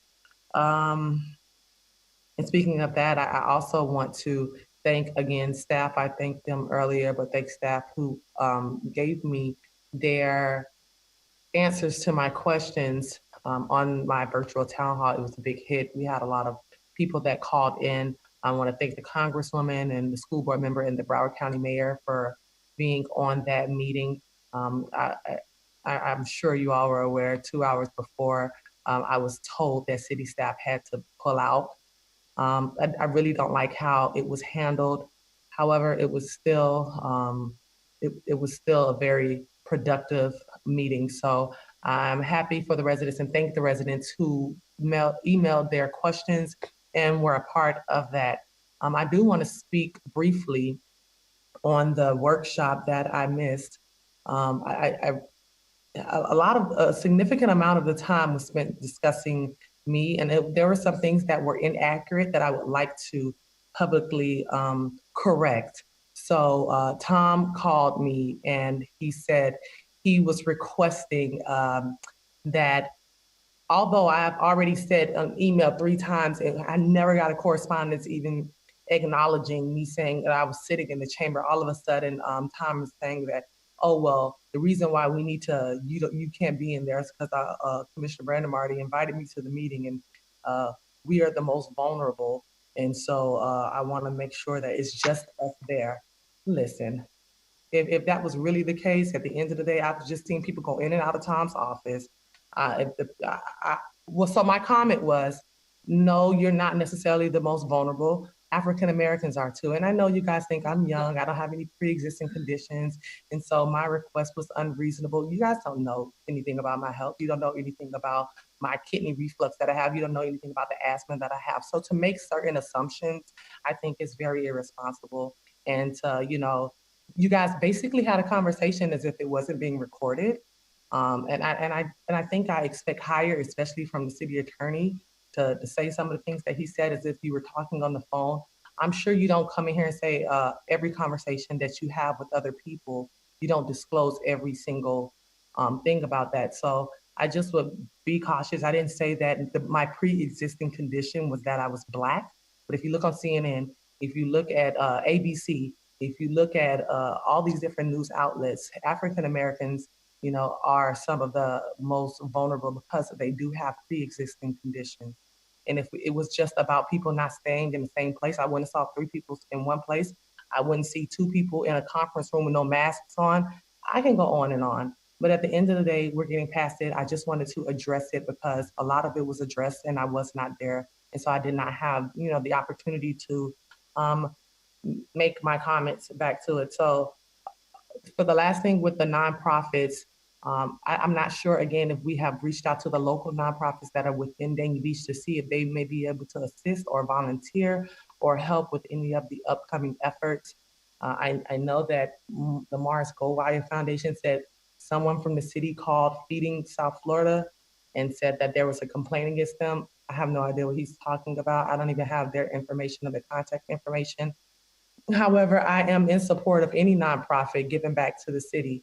So I'm not sure if that's something that we need a consensus, because I saw in his email, he said he wanted a letter of recommendation or a letter of support coming from the city. I'm not sure who it comes from, but it definitely needs to be addressed.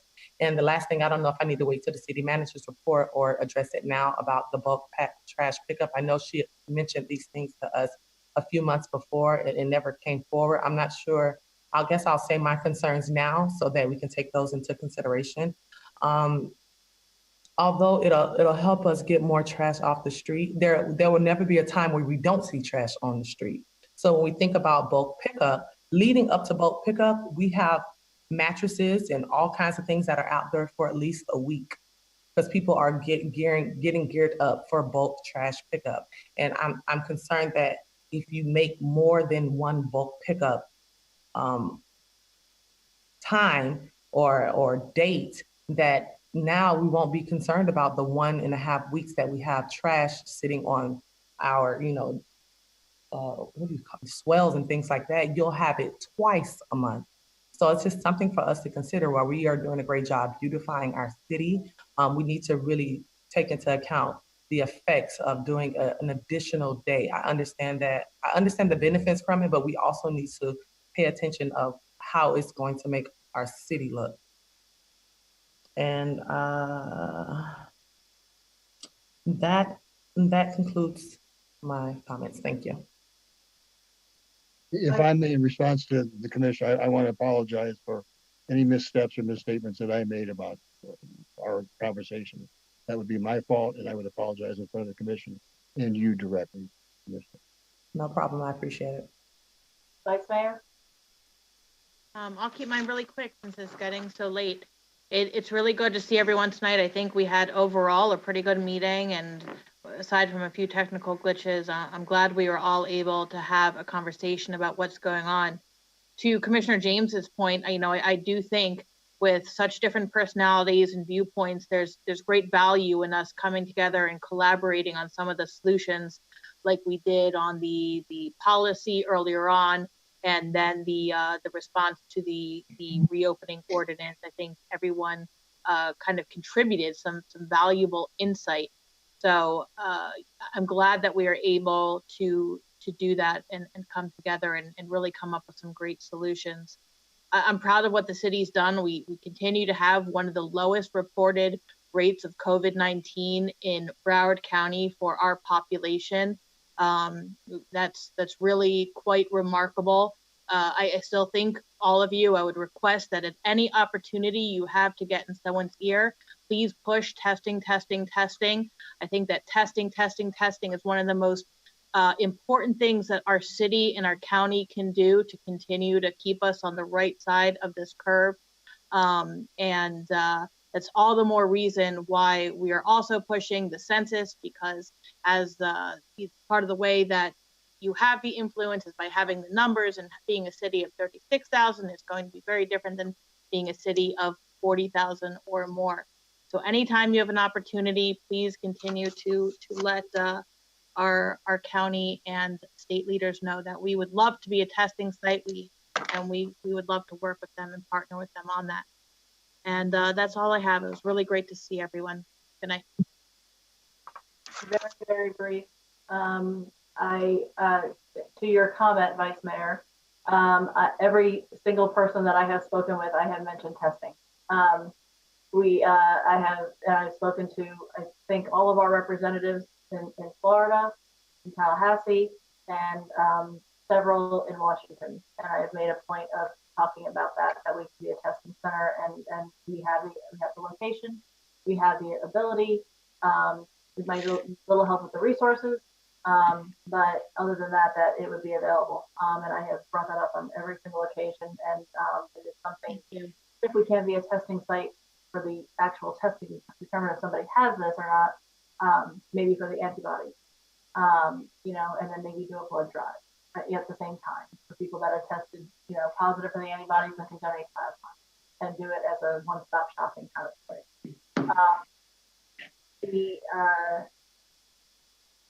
I am also very proud of the city as a whole, of our employees, of the city staff, the ones who are diligently working at home, and those who are here on the front lines, who are out, who I see. I've been passing them on the street and see them out there, and they're still working very, very hard, which is, again, one of my concerns with the budgeting. The last thing we want to do is lose employees because of our budgeting situation. So, and I'm sure you all feel the same way, that we don't want to have to let anybody go or lose any, decrease anybody's salaries or anything like that. We want to try to keep our employees, especially since they've all been working so hard since this whole thing started, and even before. But in any event, I'm also really proud of our residents, because I can tell you that I've gone to a couple of different cities, because partially for work, I've had to go to my office a few times, but gone over to Hollywood for certain things, whatever. And I will tell you that the residents of Dania Beach have really taken this whole thing very seriously. Most are wearing masks in public places as it's required. Not all, but most. Most are abiding by the rules. Most are really cautious of the social distancing. I don't see that in other cities as much, not to, bash on other cities, but I have not noticed it as much. I went to Walgreens in another city and wearing a mask, and other people just like walking right up to you and standing right behind you as opposed to stepping back a few feet. And I don't notice that as much here. It does happen, but not as much. So I actually want to thank our residents for that, because I think that's really important that everybody has stepped up and has taken this very seriously, and understanding that these decisions that we've had to make have been very difficult decisions, and it's not easy to just simply shut things down, and it's certainly not easy to start opening things back up again. I'm sure we're all going a little stir crazy, but we just have to make sure that we're being safe and listening to medical professionals, and that's all I really want to say. So thank you. We next have appointments. Broward League of Cities, 2020, 2021 director appointments. Yes, Vice Mayor. So I know I guess this had to come up anyway. It was time for a yearly reappointment, but I'd asked at the last meeting that they put this on so that we could reappoint Bill's seat. Right now I'm sitting as the director. I would love to remain as such. I have really enjoyed getting to work with the Broward League. I've missed 2 meetings this year, and I think I've been an active member. So I would like to continue with that if it is the will of my colleagues. For first appointment, do I just appoint, do we just nominate anyone? Sure. Okay. So nominate and get a second. I'm sorry? I think you have to nominate and get a second. Okay. So for first alternate, I would like to nominate Lori Llewellyn. And do I in the same breath give out what I think for the second alternate? I guess you can. Okay. And then for second alternate, Commissioner Brandemarty, if she still wants it. Sure. Is there a second for that? I second it. I'll second it. I already did. But you'll still have to change it in what, 7 months? 1 year. 1 year from today, I believe we would do the nominations again. No, well, she's saying that as an Honey, alternate. I love you, yes. I appreciate you, but however, you're gonna have to just replace me when my term is up, is what I'm talking about.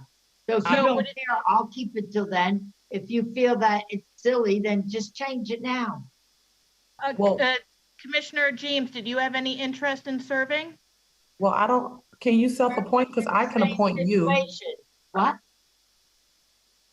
I was asking, can she self-appoint or does someone have to appoint her? Because if so, I would appoint you. I'm not sure how technical these things get, but it's not an issue. I don't mind. Once, I don't even know if we can do this. Once Chicky leaves, and if I'm still here, I'll take the appointment. But do you have to appoint it, or Chicky? Have you been to any of the meetings?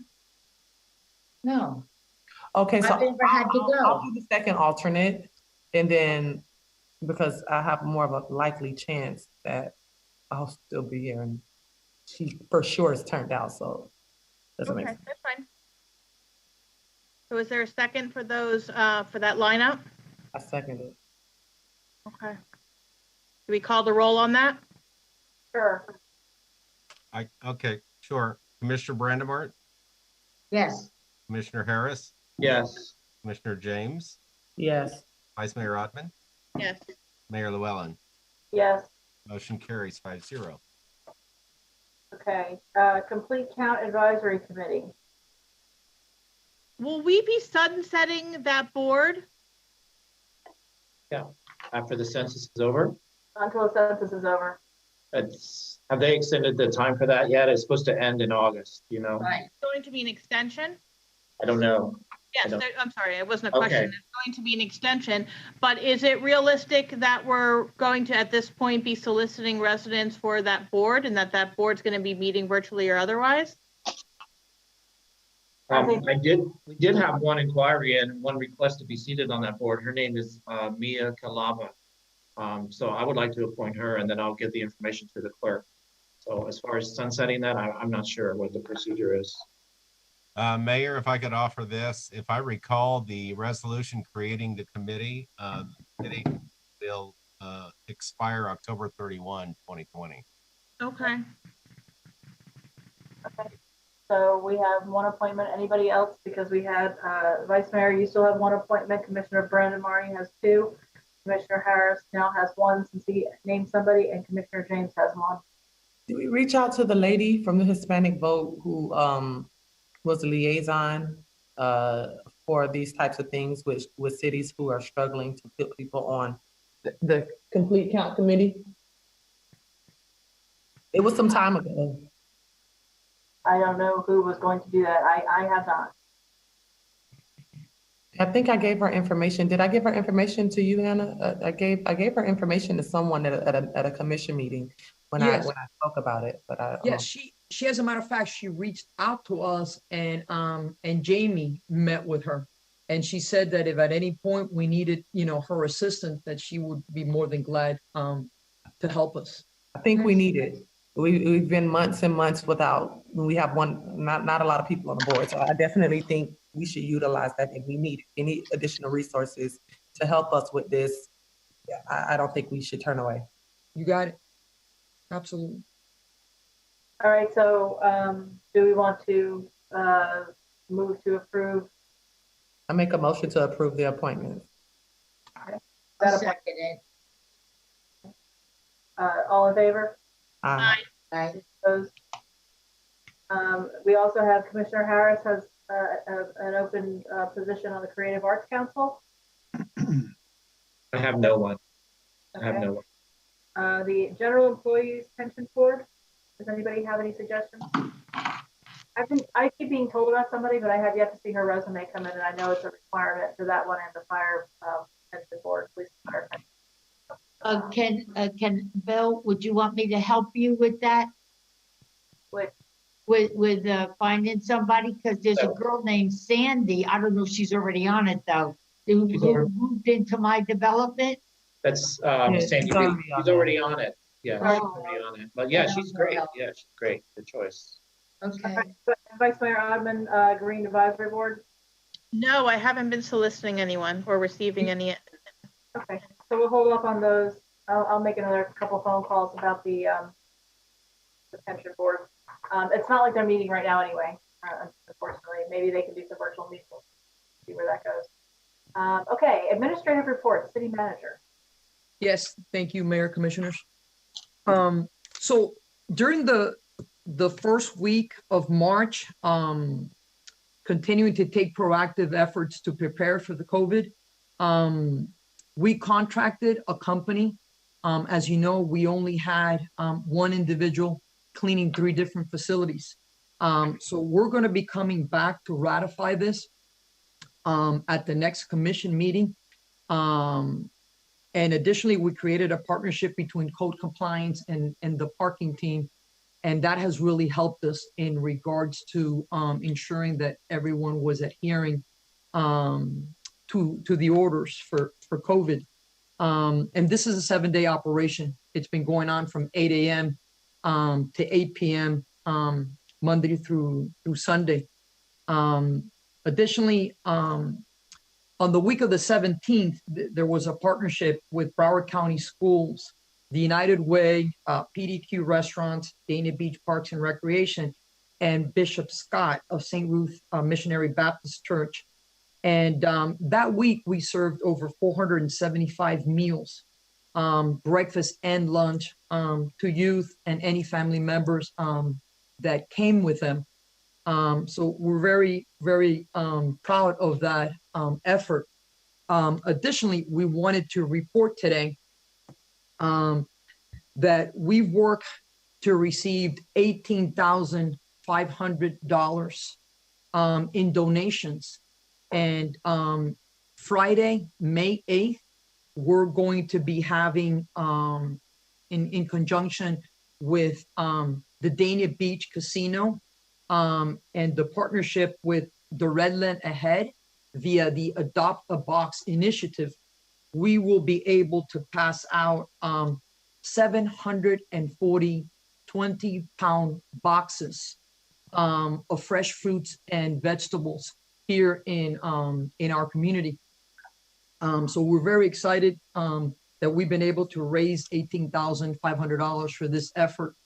Additionally, via the office of Representative Geller, we have a date also of May 22nd for our farm share food distribution for an additional 500 families here in our community. And that will be May 10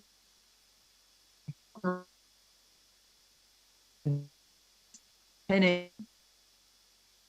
efforts will surpass more than 1,200, 1,300 boxes of food for our community. So we'll be putting this flyer together and getting all this information out into the community.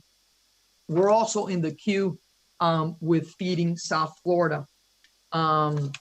Additionally, I wanted to report that within 24 hours of receiving some phone calls from our residents that they were having some challenges with the reemployment applications, we were able to post outside in both Spanish, English, and Creole for all our residents to be able to pick up those reemployment applications. We have also been made aware of an $81,000 appropriation for Dania Beach via the CARES Act from the Federal Transit Administration. And we're also working with the county to see if we can receive the $105,000 that came through the CARES Act for CDBG that we can help our community. So this year we were extremely successful. We were able to receive $250,000 for a very important project here in our city, Northwest Southwest Avenue water infrastructure and revitalization project. And that will allow us to replace 2,200 linear feet of aging pipes with brand new 12-inch pipes and fire hydrants in our city. So we're very, very happy that those efforts in Tallahassee really led to that $250,000 this year. The restrictions from COVID-19 put us in a predicament, obviously, that we had to close our beach. We had spoken to a lot of residents that were really missing our beach. So about 2 weeks ago, we installed an additional webcam on our beach.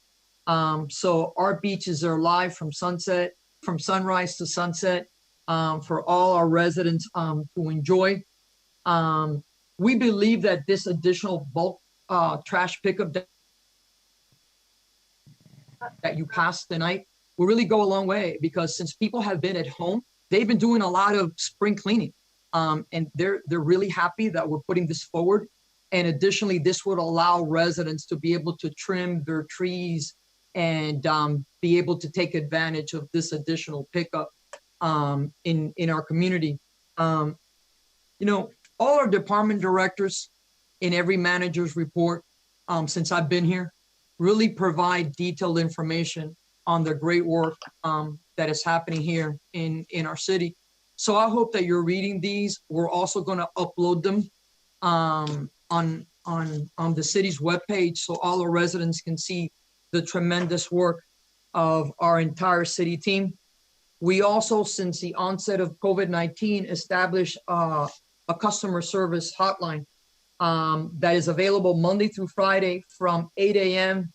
to 5 p.m. And that number is 954-924-6800. So our residents can call us and speak to a person and be able to get any of their questions answered at any time. So it's been nonstop, as you know, Mayor, and all of you that I speak to 7 days a week. There hasn't been a weekend or a day off. And I think the combined efforts from this administration and this entire team from every department has put our city in a very, very safe predicament. All these proactive efforts. So I thank you and I thank the team. I'm sorry, I'm laughing at the vice mayor. He looks like